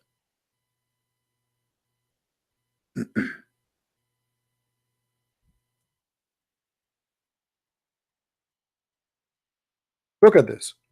As long as the Muslims agree that it is Allah who chose the location of the Kaaba, how in the world this God he chose it in the lowest point of Mecca, where anytime little rain will make all the poo-poo come and surround her and cover the Kaaba? Are you getting my point, guys? If Allah is the one who chose the location, imagine you give an engineering company and you tell them, I want you to find for me a location to build my house. But be careful here, this is the house of Allah. The house of Allah is built in a New Orleans, where any kind of rain will cover it and will bring all the poo-poo. Remember, in Mecca there is no sewage. People, they save their shit, excuse my language, in a little hole inside the house. That's why there in Mecca, when you go in the morning, you breathe, you want to drink your coffee, you don't breathe normal wind, you breathe shit, literally. Especially if your neighbor he did not empty his shit hole, because it's going to be flood. They will not notice it's flooding until it's flood. That's it, it's too late, and the shit will be all over the street. Excuse me for the details. And then when little rain come, all this shit will go to the Kaaba, as you see, because it is in the lower point of Mecca.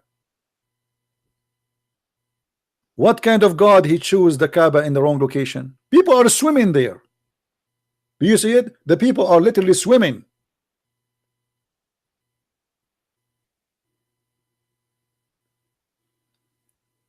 So this is the house of Allah, and Allah he chose the location, yet it's a wrong location.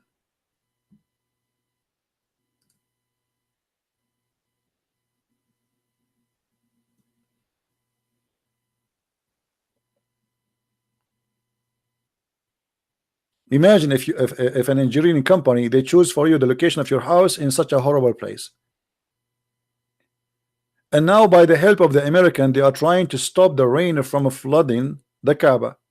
After all the money they got, it's not Allah who is stopping the flooding, it is the engineering companies of USA.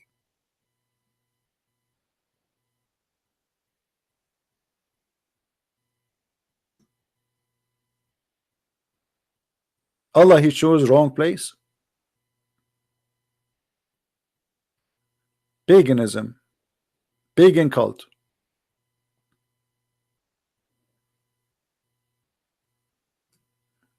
They are copying Hinduism and they are claiming that they are not Hindus. And by the way, we cannot compare between the Hindus and Islam in reality, you know, but obviously Muhammad and the Arab, they copy a lot. And actually, if I show you the map, let me show you why you see, me as an Arab, supposedly I don't believe that the Arab is an ethnic group. We are not an ethnic group. Mistakenly, many naive people, they say that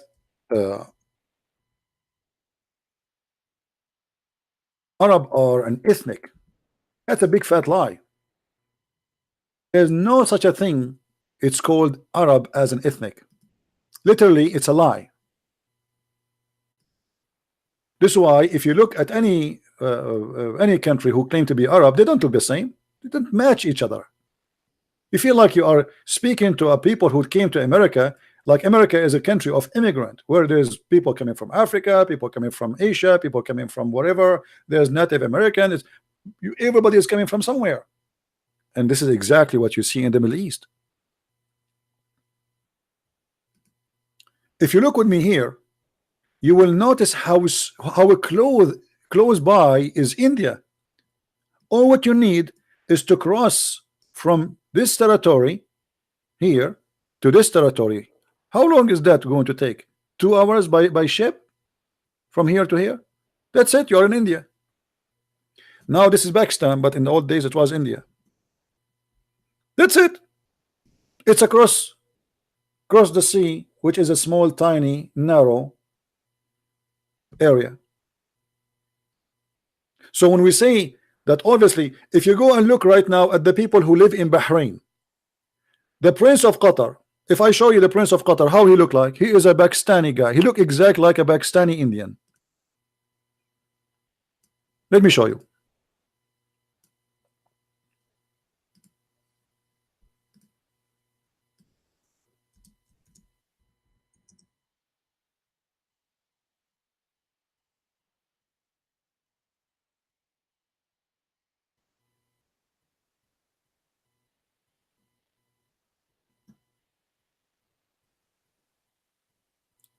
You tell me when the last time you saw this mustache and you saw a face like this. Isn't it? This is a Pakistani face. The same hair, the same eyes, the same color. It is Pakistan.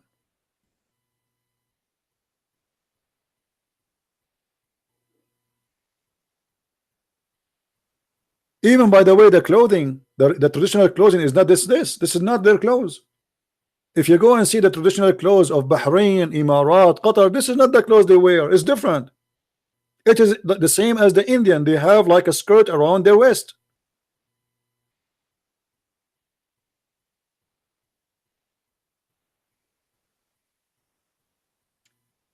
And just to show you how they look different, those who call themselves Arab, no, they don't match each other.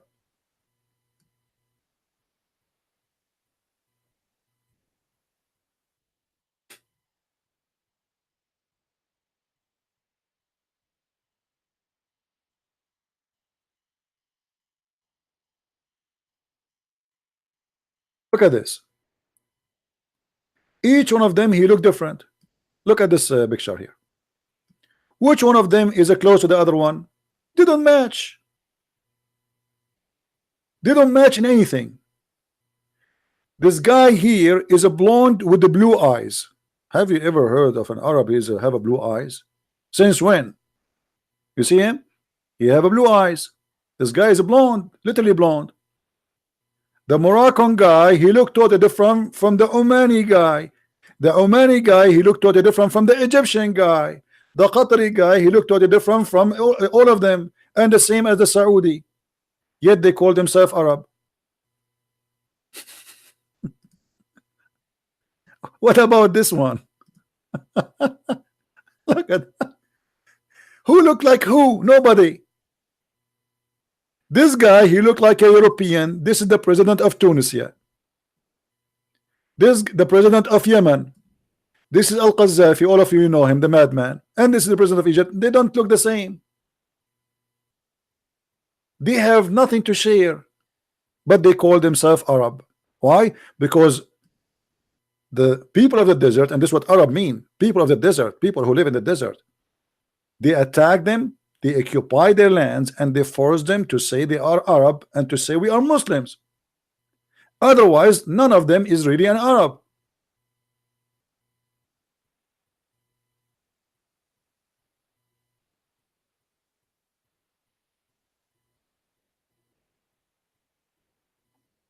Egyptian are African, Arab are not. Tunisia is African, Arab are not. Algeria African, Arab are not. Morocco is African, Arab are not. So what make those people call themselves Arab?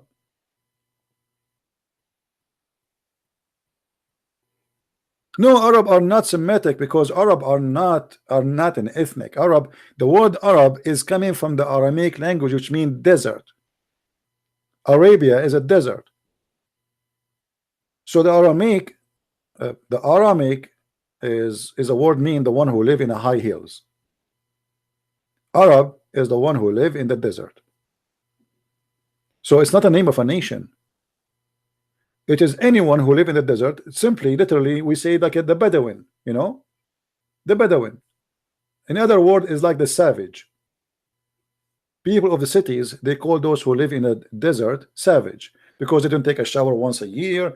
They have a tent. They don't comb their hair. They are not clean. They smell bad. Why? Because of the nature of their life. Their life is tough, and they keep moving from place to place. There's no place. They don't have a shower place. They don't have a river. They go out after grass. So they are not an ethnic group.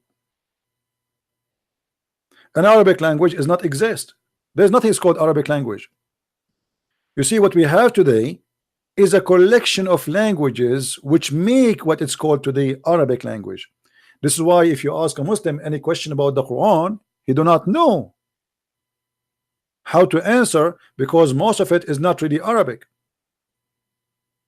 All of this is coming either from the Aramaic or from the Hebrew, and some of it is even coming from Ethiopian language.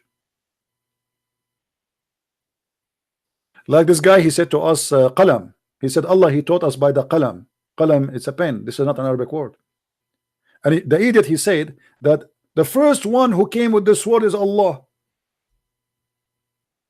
The first one who came with this word is Allah. When his scholars agree that al-qalam is not an Arabic word and it is taken from other languages.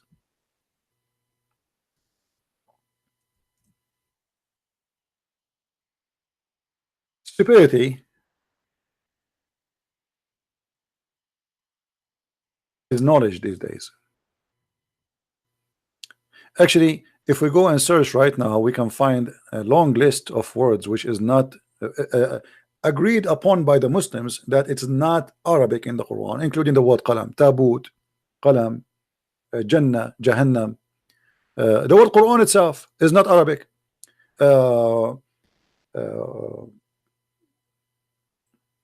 Injil, Ishmael, Abraham, Isa, Israel, Ishaq, it's full of it. This is why if you ask a Muslim now what Abraham means, he doesn't know. Okay, your Quran says Abraham. What Abraham mean? They don't know. What Israel mean? They don't know. Like, who is Israel? They do not know. If you search the whole Quran now and we look for the word Israel,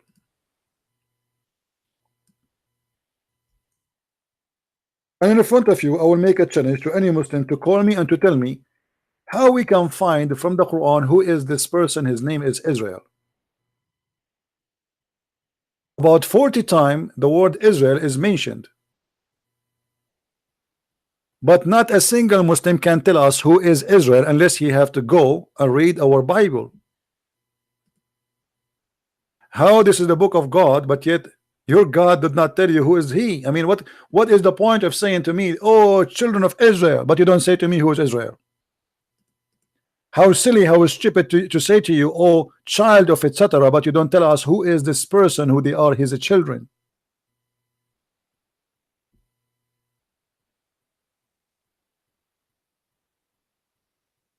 Do you see it?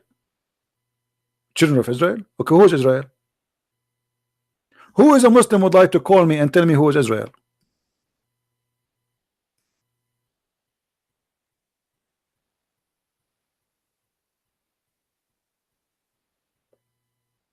They don't know. What the word Jibril mean? The Muslim, they keep saying to us, Jibril, Jibril, the pizza guy. Jibril is coming, Jibril is going. Okay, what Jibril mean? They don't know. They don't know.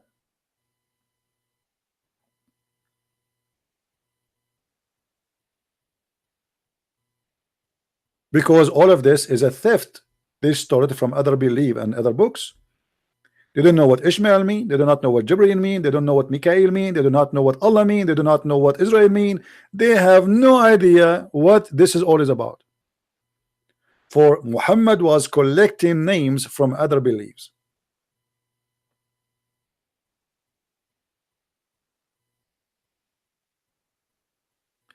And the funny, they say to us, Allah is all-knowing.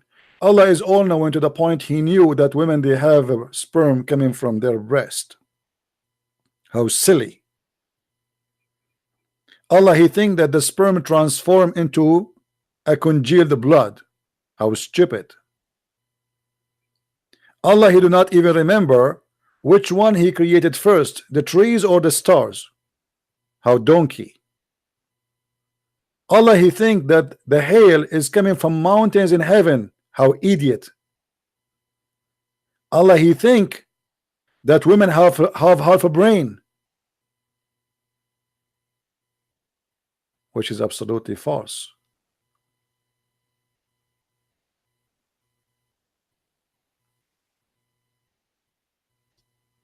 The fact, the one who have half a brain is men. Make a woman wear short skirt and she is beautiful, and make her walk in front of 10 men. Let us see how many of them they will lose their mind in a second. Who is the one have half a brain?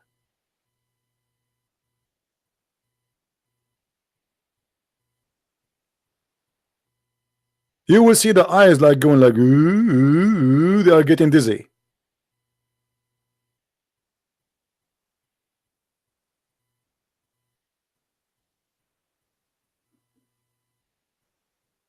Muhammad not only he teach racism against colors like black people or Asian, he made fun of the look of the Asian. He says their face are like the one who hit by a hammer. He make fun of the gender too. He believed that women are not trustworthy. They are the devil himself. This is why Muhammad, he says that women always approach in the image of a devil and she live in the image of the devil.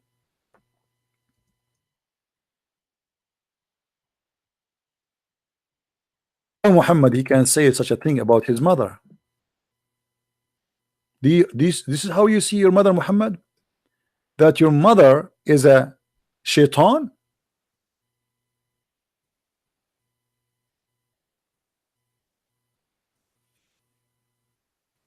The Muslim, they say to us that Muhammad, he taught us to respect our parents. Is that respect?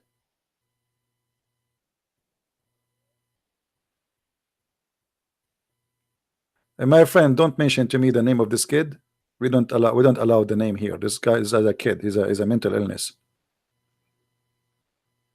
You debate him. He's a donkey. We spank him already, and the debate is in his website. He agreed that his prophet have sex with the goat, and he said to me, "Isn't it better that yes, my prophet he have sex with donkey, or sorry, a goat? Isn't it better than your God said smash the head of the babies?" So I would debate him about what? And this guy don't even do not know how to read his God name. It's not his fault, by the way. It's the fault of those who even he accept to debate him. This guy, he is looking for attention, and you are helping him. I will not be surprised if you are not himself yourself, because only one who mentioned his name is him. No Muslim care for him. No Muslim listen to him. No Muslims consider him anything. So why you are mentioning his name unless it is you? He changed his name. He come to different names. He says you are afraid of that of this guy because this is himself. Nobody mentioned his name except him. He's just a kid. Do we have any Muslim? He have the courage. And by the way, still he can call me the coward who claimed that he can call me because still he can make a Skype right now a name and still he can call me. So anyone he says to you that Christian Prince he blocked me is a liar, because all what it take for you to make a new name and give me a call.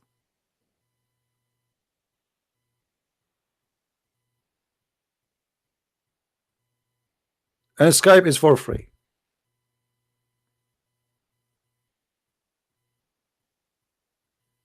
Do we have any Abdul? He have the courage to call us. Mayday, Mayday. We are short of Abdul.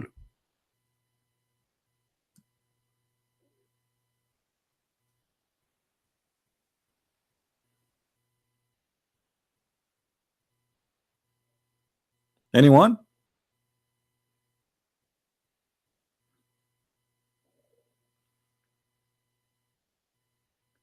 My challenge to the Muslims is very open and very easy. Who of you can call me and show me that Allah knows anything? You claim that Allah knows best. I say Allah knows nothing. Actually, what he knows is stupid. Allah is not even qualified to be called the idiot of the village.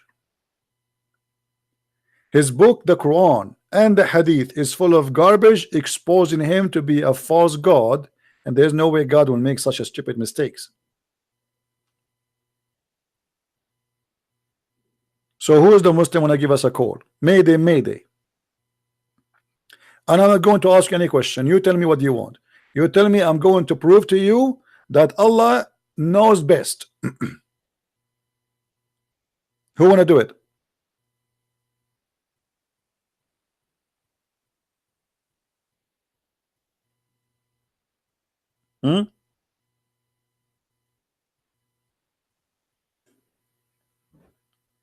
Do you see them?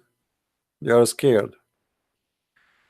They make those websites like this one here just to fool the naive ones who do not know neither Arabic or anything about Islam. The Quran, the book of Islam, contains scientific knowledge that could not have been known 1400 years ago. Yeah, right. Like what exactly? And then they list for you all those things which we can get them busted one by one. And not only that, they are not true, they are the opposite, proving Muhammad to be a false man. Brain function. Do you Muslim even have a brain to speak about the brain function? I want to see this brain function thing. Hold on. Brain function. The frontal part of the brain handle lies. For centuries it was thought that the frontal part of the human brain handle vision simply because it's near the eyes. Today we know that this is false. The part that handle vision turned out to be the rear brain. See the image. Okay. And then they say to the Quran, chapter 96, verse number 16, a lying, sinful forehead.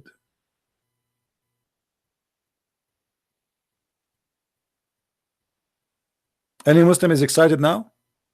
How long is going to take us to get the Abdul busted? What do you think, guys? 1 second, 2 second, 3 second. How long is going to take to get the story here busted?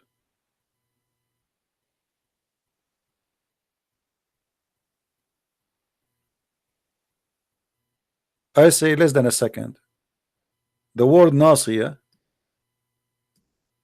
is the hair in the front. It's not the brain. You idiot liar.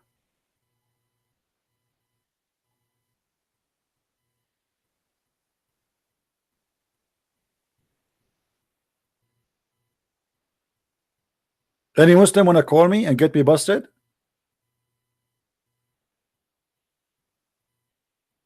It is the hair. The verse have nothing to do with the brain. It says we will grab him from the first hair in his head.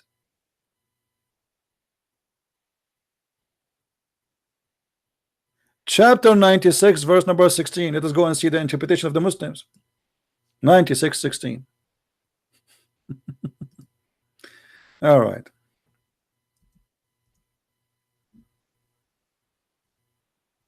Liars, liars. Again, just to show you we are not making things up. Here we go.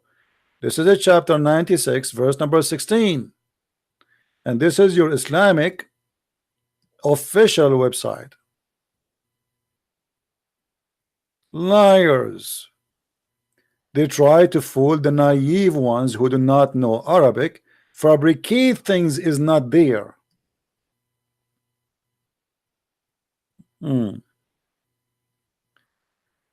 Guys, do you see what the Muslims they said here?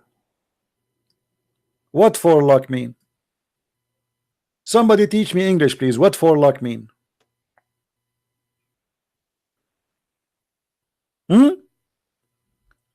How you made the verse is about the brain when it's about the hair. So now, according to you Muslims, the hair is controlling our lies.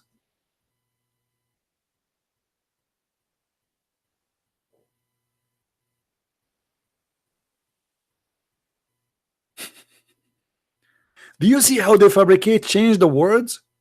Do you see how they lie? The purpose is to deceive you. You do not know Arabic, so we can translate as we wish.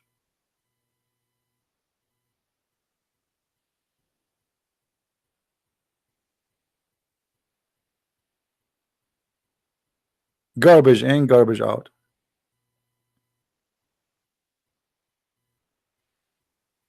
Let us see what Ibn Kathir want to say about this. I am interested to see in English, especially in English, because in English is different from the Arabic ones as usual. Ibn Kathir. Okay, Ibn Kathir here.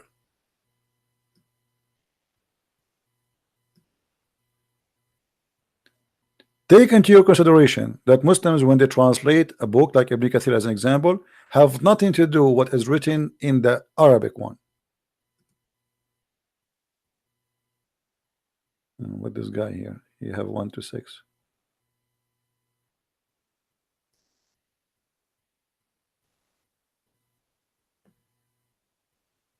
And by the way, hold on.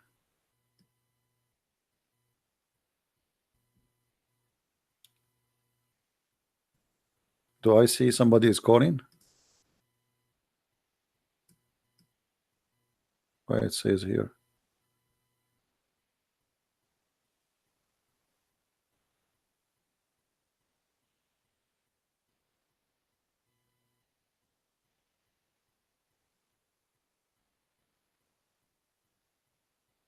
Look here, what Ibn Kathir he says. This is the Islamic translation in English.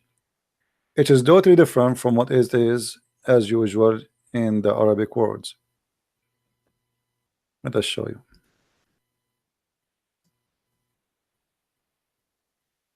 Always, they are professional liars.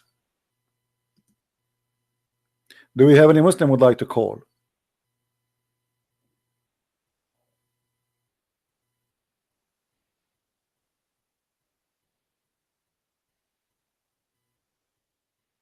They translate the word Nasiya as the forehead. According to Muhammad, when when the human being he go to the day of judgment, Allah will grab him from the forelock of his head, and the one who is lying is the one he will take him. And who is the one is lying? Supposedly someone like me, who don't believe women have a sperm coming from their ribs, or the sperm of the man coming from the backbone. And not only that, if you see here in Ibn Kathir, it says that Allah will make every face in the day of judgment is going to be black. If we go to the English part here, we will not find that. Do you see the word black here? Anyone saying, anyone see that we will no, it's gone. There's nothing. There's no black. In the whole story, there's no black.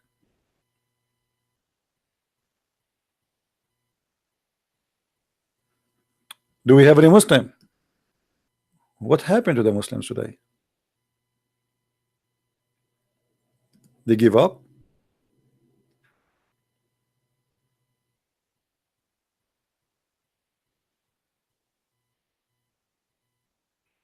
The Quran came hundreds of years after Muhammad too. Who said that the Quran is not the same as the Hadith? The Muslims do not have a single Quran dated to even close to Muhammad time. Look, what the Muslims they have today is what is called the recitation of Hafs, not the book of Hafs. Hafs himself was exist more than 200 years after Muhammad, accused by Muslim to be a fraud. The Muslim they reject any hadith is mentioned by Hafs because he's a fraud, but yet they accept his Quran. How stupid is that is. Still, they don't have the book of the Quran of Hafs. They have recitation of Hafs, which means somebody claimed that this is how Hafs he said the Quran. Same as Sahih Hadith. They don't have Sahih Hadith. You see, the Muslim they say you Sahih Bukhari. We go to this website here, it says Sahih Bukhari, but there's no Sahih Bukhari. Where we can find the book of Sahih Bukhari? Nobody have it. What they have is somebody claim that this is a copy of a copy of a copy of a copy, which nobody knows where is the original copy, or even Sahih Bukhari if he exists. They don't have Sahih Bukhari. Same as Muslim. They don't have Muslim. So what do you have? If Islam is based on Quran, Sahih Bukhari, Sahih Muslim, you don't have the Quran, you don't have Sahih Bukhari, you don't have Muslim. So what do you have?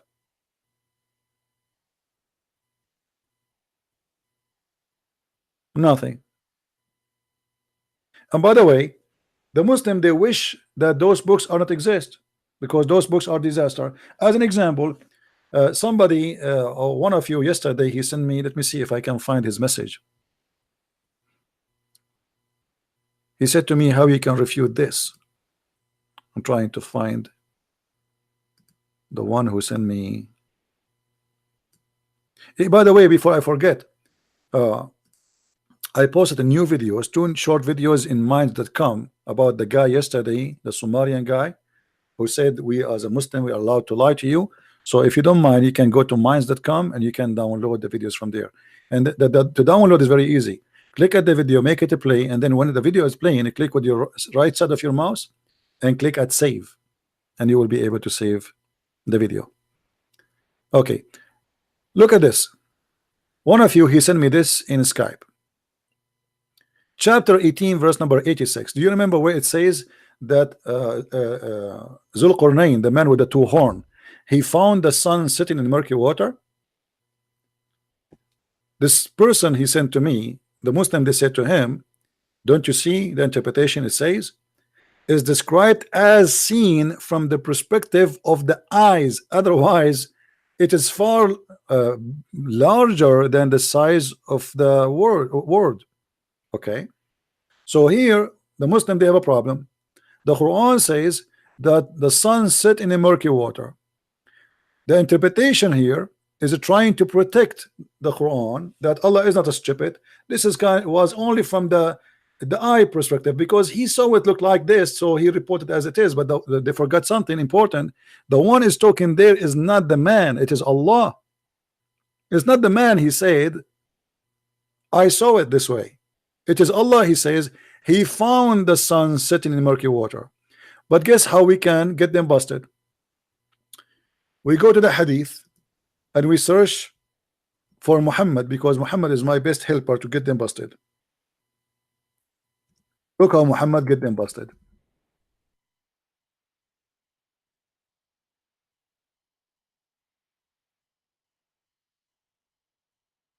Read with me.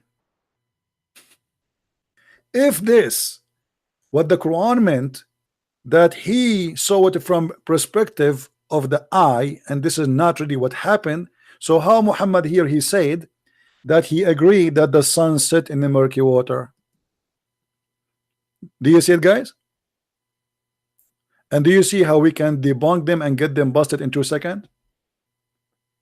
They try to avoid a disaster in the Quran, where the Quran saying that the sun set in murky water. They lie and they say, oh, this is how he appeared to him. It doesn't mean that. Here we go. Here we go. This is your prophet. And is this a sahih? Yes, it's a sahih. Here we go. This is a sahih hadith.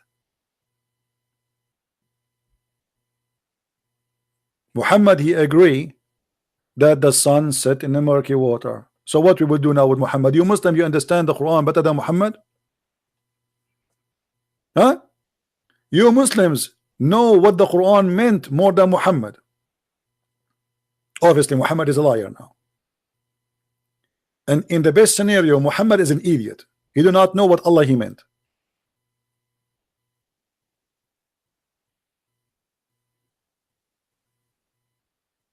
Why Allah he think that the sun set in the murky water? How we can explain that? We can. Oh boy, I'm freezing here. Oh, it's cold. Guys, I want to move to a warmer place. I'm planning to move to Alaska. And I forget to turn on the heater, and I'm wondering why I'm freezing, why my teeth is touching each other. I thought maybe the angel Jibreel is squeezing me or something, brother. I start talking like Zakir Naik, no? And you know, it's very cold. Yeah, I want to move to a warmer area. Brother, can I reserve a corner lot in hell, brother? Do you know actually how Muhammad even explained winter and summer? Let me show you how Muhammad is a scientist, man. Muhammad, Allah told him everything. Nothing is hiding from the Prophet of Allah. He knew it all.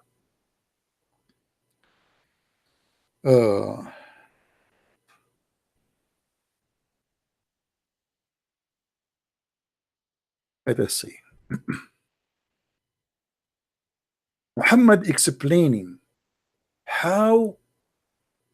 why the summer is hot and why the winter is cold.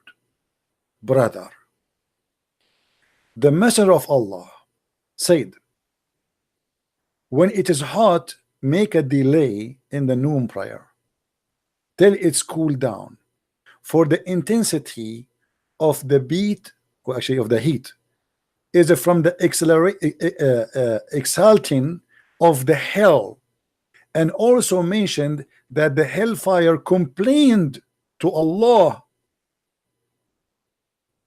The hellfire complained to Allah and said to him, my belly is eating each other. Okay, and then Allah he says, so he permitted to take 2 breathing during the whole year, one in the winter and one in the summer. True story.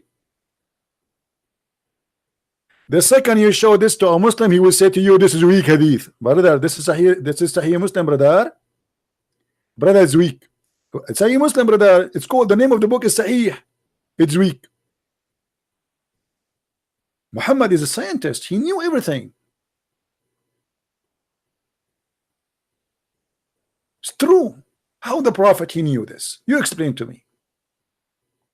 If the Prophet is not a prophet of God, and God is telling him this amazing science, how we can deny that Allah knows best? What SAW stand? Depend. For the Muslims, Allah pray on him and salute him. Sallallahu alayhi wasallam, which means Allah pray on him and salute him. For me, is a stupid, astonishing,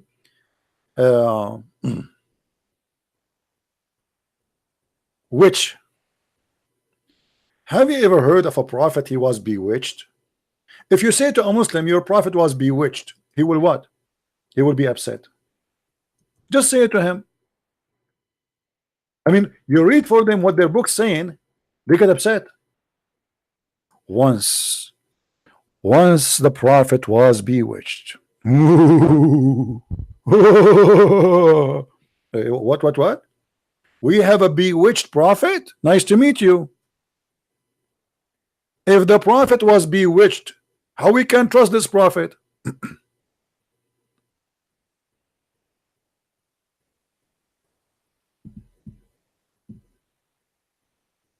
And how they bewitched the prophet? They got some hair. Don't tell me from where, please. How we can trust this guy to be a prophet of God? He was bewitched, as you see. Say to any Muslim your prophet bewitched, he get upset. Yeah, it's not me who's saying that, it's you. Yeah, brother, we can say that, but you cannot say that, brother. You are insulting the prophet, brother.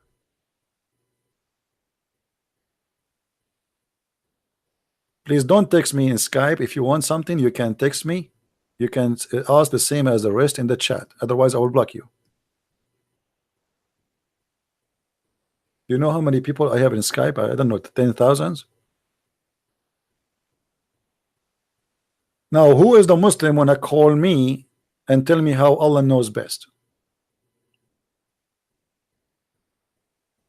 Obviously, Allah knows best.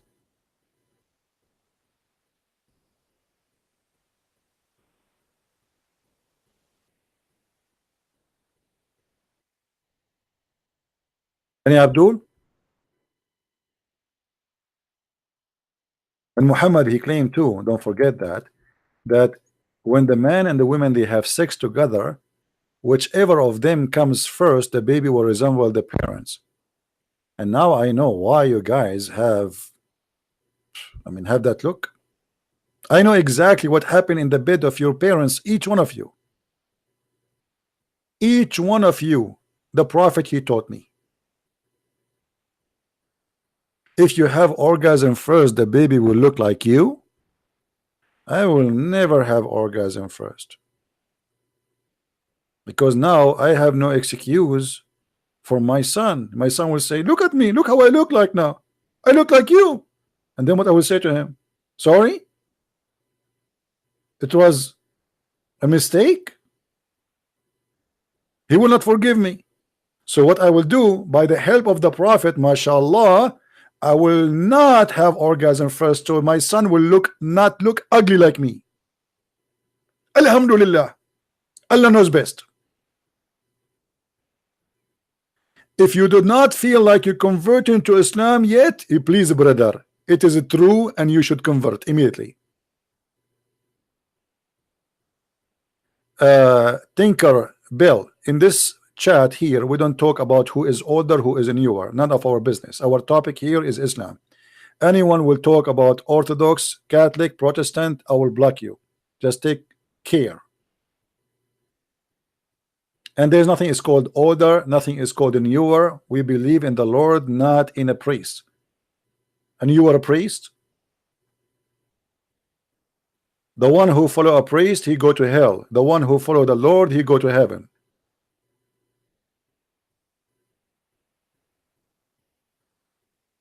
Now, do we have any Muslim?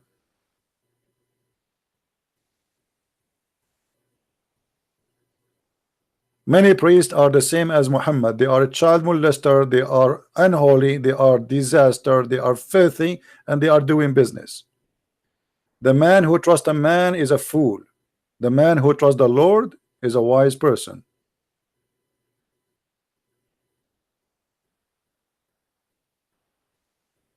Do we have any Abdul?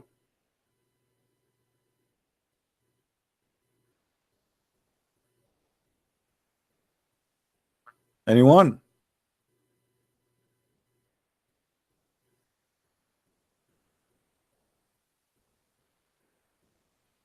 And as you see here, we are not judging Islam by a Muslim, we are judging Islam by the founder of Islam, and that make it right. A Muslim, he cannot say Muhammad himself, he do not know what he's talking about.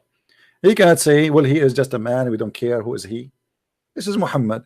You want to judge Christianity, you judge it by the Messiah. You want to judge Islam, you judge it by Muhammad. I don't judge Islam by Osama bin Laden. I believe actually Osama bin Laden is a victim.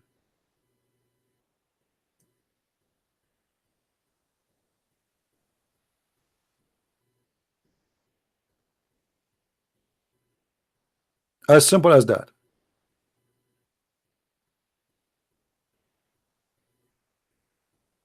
Osama bin Laden, he thought, as Jesus said, time will come and people will think by killing you they are doing favor to God. He is a victim of the filth of Muhammad, the same as any poor Muslims who they are desperately trying to die so they can get the endless penis.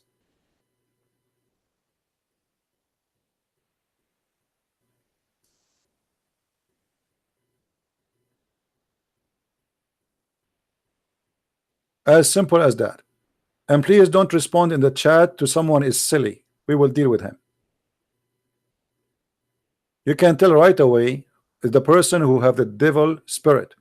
He try right away when he enter a place, he try to divide. Anything will make you divided, it is not from God. Anything. Don't allow yourself to be dragged down by any person who teach division. It doesn't matter who is he, a bishop, a priest, anyone who claim to be even a man of God. Division is from the devil, and you do not need someone genius to teach you that.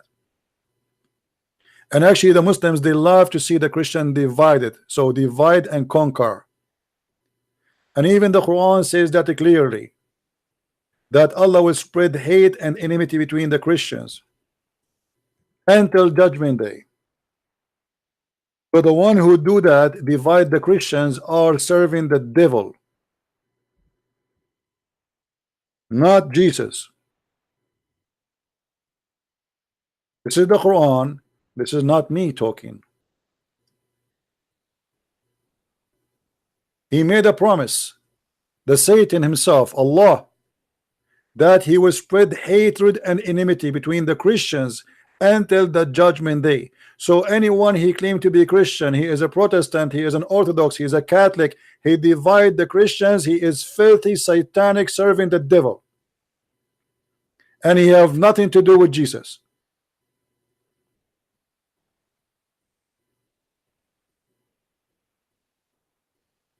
This is all is the act of Satan. And here, if you ask the Muslims, what is the benefit of this God to spread hatred and enmity? What Allah will earn from that? Why Allah don't fix? If let us say we are wrong, are you going to make us better by spreading hatred? Since when spreading hatred can fix something? Unless Allah himself is the devil.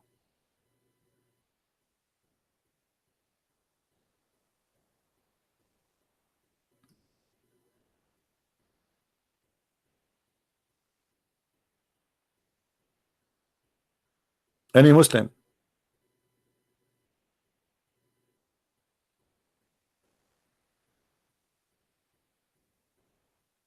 Do we have any Abdul? Mayday, Mayday.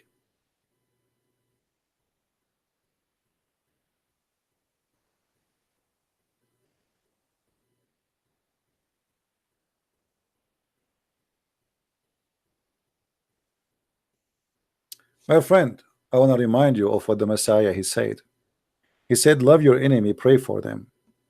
So if you are a person who cannot even love your brother in Christ who is from different church, who are you? Who are you? You don't belong to him. Even the Muslims who want to kill us, he said to us, love them, pray for them. Always examine the spirit and start from yourself. If you don't have the spirit of love inside you, you do not belong to the Messiah.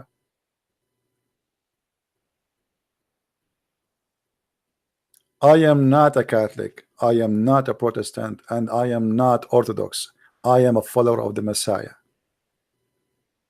And all those who follow the Messiah are my brothers and sisters. I don't care for the name of the church you go to. Church is a group of people who worship a God. Either he is the devil or he is the true God, which is Jesus the Christ. It's a group. There is a church in San Francisco. It's called the Church of Satan. They call themselves a church. The word mosque is coming from Jamia, which means, you know, the synagogue. They call themselves people who worship the same God as we do. The fact they are worshiping the devil. So it's not about what you call yourself. Let us say, for the sake of argument, the Muslim, they change the name of their cult and they make it a Christian name. They call themselves Christians. Still, they are worshiping the devil.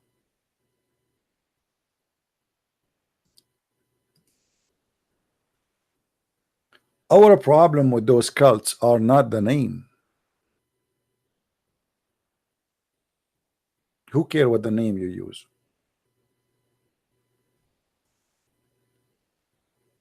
We know God and he knows us. He said, I know my sheep and my sheep they knew me. How we know him? The Lord, he gave us the great example. From their fruits you shall know them. Not from their words and talking and preaching. There's many people, they speak good. He said, he speaks specifically about the priest. He said, listen to them, but don't do what they do.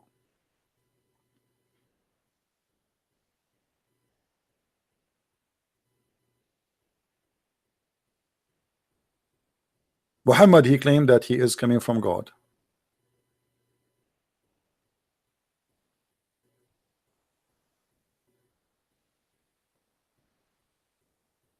Is he?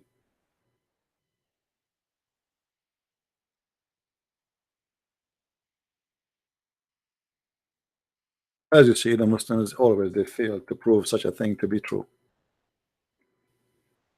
Someone saying he is a Muslim or she is a Muslim, as she wanna call. Go ahead. How we knew Muhammad is a false man? Is that because he worship a God? His name is Allah alone? No. But the fruits is ugly. The ethic is ugly. The nature is ugly.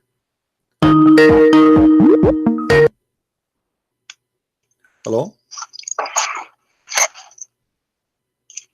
Hello. Yes. Go ahead. No, I will not speak. So what we will do now? You don't want to speak? Okay. Any Muslim would like to give us a call and prove to us that Muhammad is a prophet? It's like one. And prove to us that Our friend, mute YouTube, please. Mute YouTube. Mute YouTube. Okay. One more time you call, you don't talk, I will block you. Do we have any Muslim? He is proud to be a Muslim. Muslim. Yes. Hello. Hi. Hello.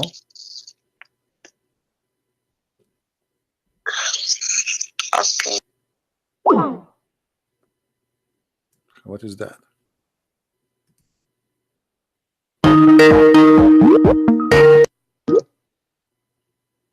If you don't talk this time, I'm going to block you. Are you there? Okay, let me block you then.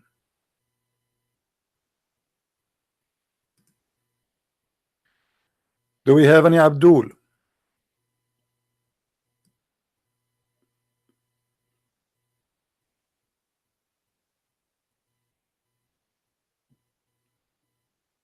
Anyone? You can take any chapter from the Quran. You see, one of you asked me, how is your Quran translation is going? How is my Quran translation going? It's not really, translating the Quran is not hard. And the reason of that, because the Quran is disconnected, which means like you translate this part here and this part next after it have nothing to do with the first part. It's it's not like a story where translation can go like you have to contain the whole meaning. It is nothing. It's just a stupid book, says nothing. What does verse have to do with the verse after it? Nothing. What does verse have to do with the verse? Nothing. What does have to do with it? Nothing. They have nothing. So the translation is not really hard, but because still I want to be sure that I'm doing the best I can to bring the real meaning, I'm taking my time. Otherwise translation is not really hard, because this is like I don't know how to describe for you. It's like somebody, he is a thief, and in his way going home he stole stuff in the road from the front yard of everybody he's seeing in front of him.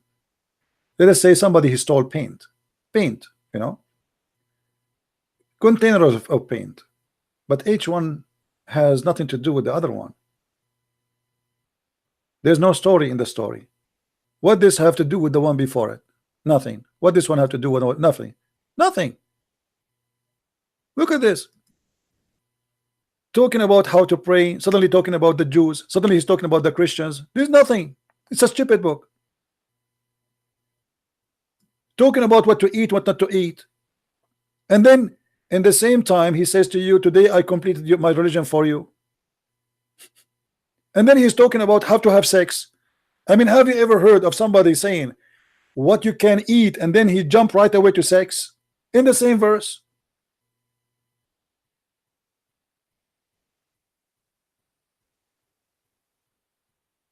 Stupidity. And the funny, the Muslim, they say to you, this is amazing, brother, amazing, but you don't even know Arabic.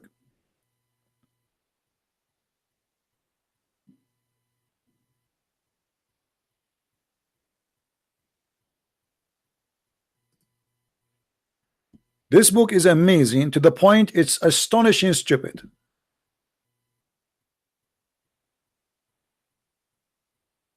It's not like the Bible, you know. The Bible is there is everything is in order. If you go to the book of Genesis, you want to find how God created the whole world, go to book of Genesis. We have books, we have everything is in order. Here you have nothing in order. The Quran is like somebody was cleaning his rice. You know, he have rice, he want to cook, and then other person, he have another kind of herbs or things, and then they came and they mixed them together and they said, okay, this is our food for today. But they don't match. Not in the color, not in the topic, not in the story, nothing in there.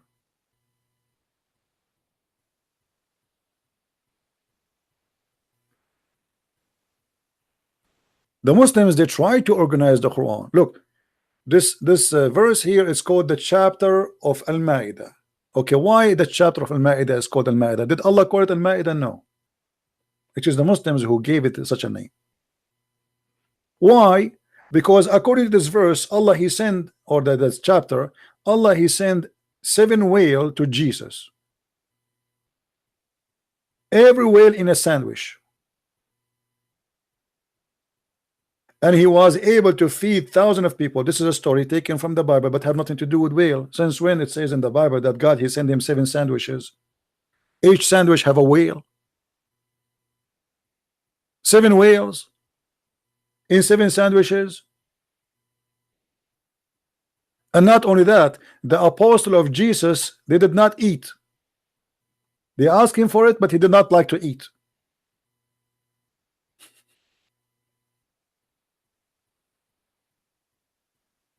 And then if you read the whole story, okay, what is the story of the whale? Here we go. This is the chapter called Al-Ma'idah, where we can find the story about Al-Ma'idah. Little tiny verse. So they call the whole chapter by this.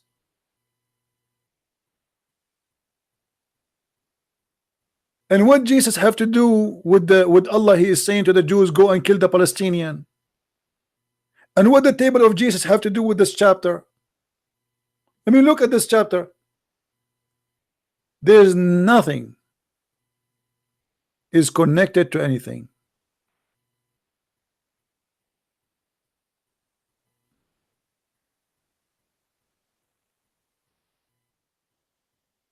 The one who's asking about the video of yesterday, if you go to minds.com, you will find 2 new videos there. They are short.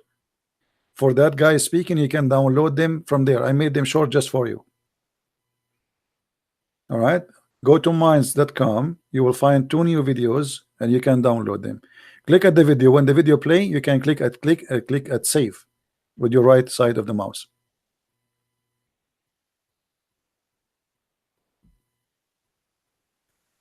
My friend, the Quran is officially stupid book, and I am here to challenge any Muslim to prove me wrong.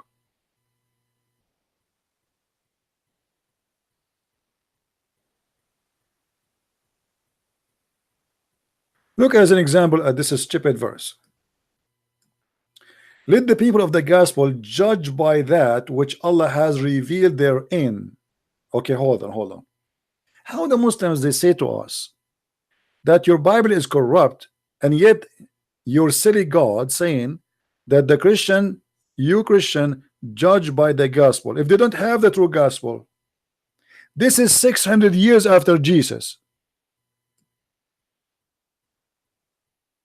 We hear a stupid Abdul saying for 4,000 years the Jews, they are commanded to worship God only, accusing the Christian that they changed their Bible and they added the Trinity. Yet he's a stupid book saying, asking the Christian to judge by the gospel. How we can judge by the gospel unless we have a gospel? And by the way, the Quran in many verses confirming the gospel, saying clearly that we confirm what they have in their hands, what they possess, not what was with them, as some translations they say to you.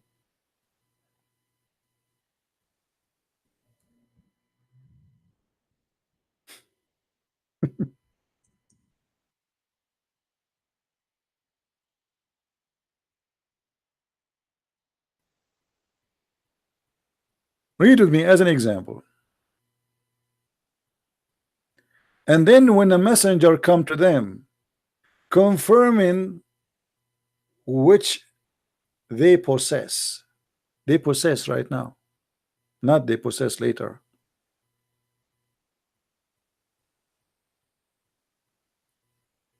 And you know, if you read, you will see that this is the most stupid thing. I mean, look here, he is talking about something, and suddenly he jumped to Suleiman and start talking about magic. Okay, what would this have to do with the verse before it? Nothing.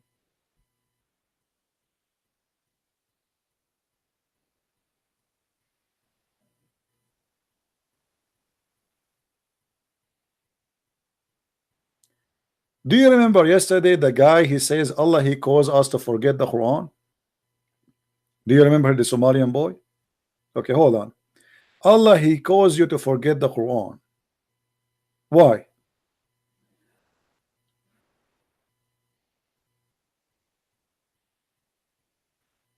How stupid this logic is, that God, he gave me Quran and now he want me to forget the Quran after a few days from sending the Quran, or after a few years. Why he is doing that? Isn't it this is a corruption? If you agree that Allah is causing you to forget the Quran, it means Allah is corrupting what he sent to you. He changed it. He took something off. He forced you to forget. And look how silly the verse is going more. He said we make something similar or something better. How stupid that is. So I make you forget Quran to give you better Quran. Allah can make Quran better than his Quran. Have you ever heard of a God, he can make word of God better than his word? And what does that mean? Allah, he went to the kitchen and he thought about it. This is Quran, I don't like it, I'm going to make something better. This Quran, this verse is really messed up. I'm going to make you forget it and I will get you something better, brother. If we call Zakir Naik and we ask him what's happening here, Zakir Naik, he will say to you, First of all, I told you 1,000 times, don't call me. And you change your voice, and I know you are Christian Prince. Brother, but we know why Allah is going to make Quran better than the Quran. How that can be? It's very simple. As an example, Allah, he made Quran, and then he went to school, and he get educated, and he get more knowledge. So he decided to abrogate the Quran. So he said, I'm going to forget the Quran so I can make a better Quran. And that makes sense. Because if you make Quran better than the Quran, and you remember the first Quran, then you will notice that Allah is stupid and he didn't eat it. So Allah, he have to make you forget the Quran, so he will not notice that the first Quran was stupid and the second Quran was not stupid. Allah making Quran better than the Quran?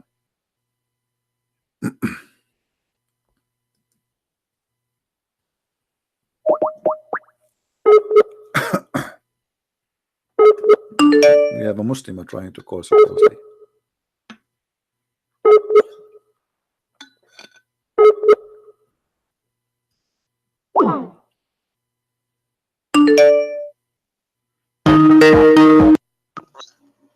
What? Yes. Hello. Hi. Go ahead.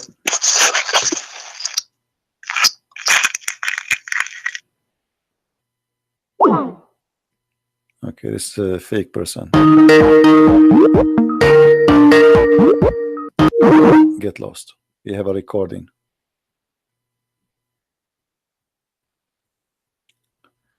Do we have a Nireen Abdul?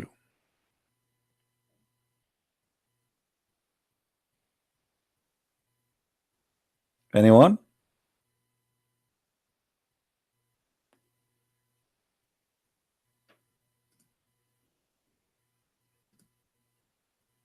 Nobody? All right. Well, look like we have enough for today, and I hope we cover many issues. And as you see, the Muslims, they have nothing to say. But my friend, remember always, learning about Islam is good to protect yourself from the devil plan to deceive you by this cult. But still, the best protection for you is to earn knowledge from the true Lord, the true God, which we believe in, which is you have to read the Bible and study it. So don't give too much time to learn from me about the cult of Islam only, and you ignore that you have to be arming yourself with the word of God. Christian Prince is helping you how you can refute and how you can get them busted with their lies. But still, an empty heart have no spirit of the Lord. He is an empty person, and he is easy target for the devil. The devil have no place to go inside your heart if your heart is occupied with something real. Because if Islam could not get in, something else can get in. Jehovah's Witnesses can get in. Mormon can get in. Atheism can get in. Many cults around us. Islam is just one of many things around us. And the best way to protect yourself is to learn about them, yes, but you arm yourself. The real arming is knowing what you believe. A person who do not know what he believe, he have no belief, and anyone can make fun of him. So I encourage all of you to read the Bible, to study it, to search, and to use the gift which God he gave you, which is your brain and your spirit. The Lord, he said always, test the spirit. Test the spirit. Anyone come to you with the spirit of division is satanic. Anyone come to you with the spirit of hate is satanic. Anyone who speak about love but he don't do what love is satanic. Anyone he ask you for your money in order to bring you forgiveness, he is a scammer. He is doing business. He is not a priest of God. Don't make them fool you. You are a child of God. You should not be a toy of the devil.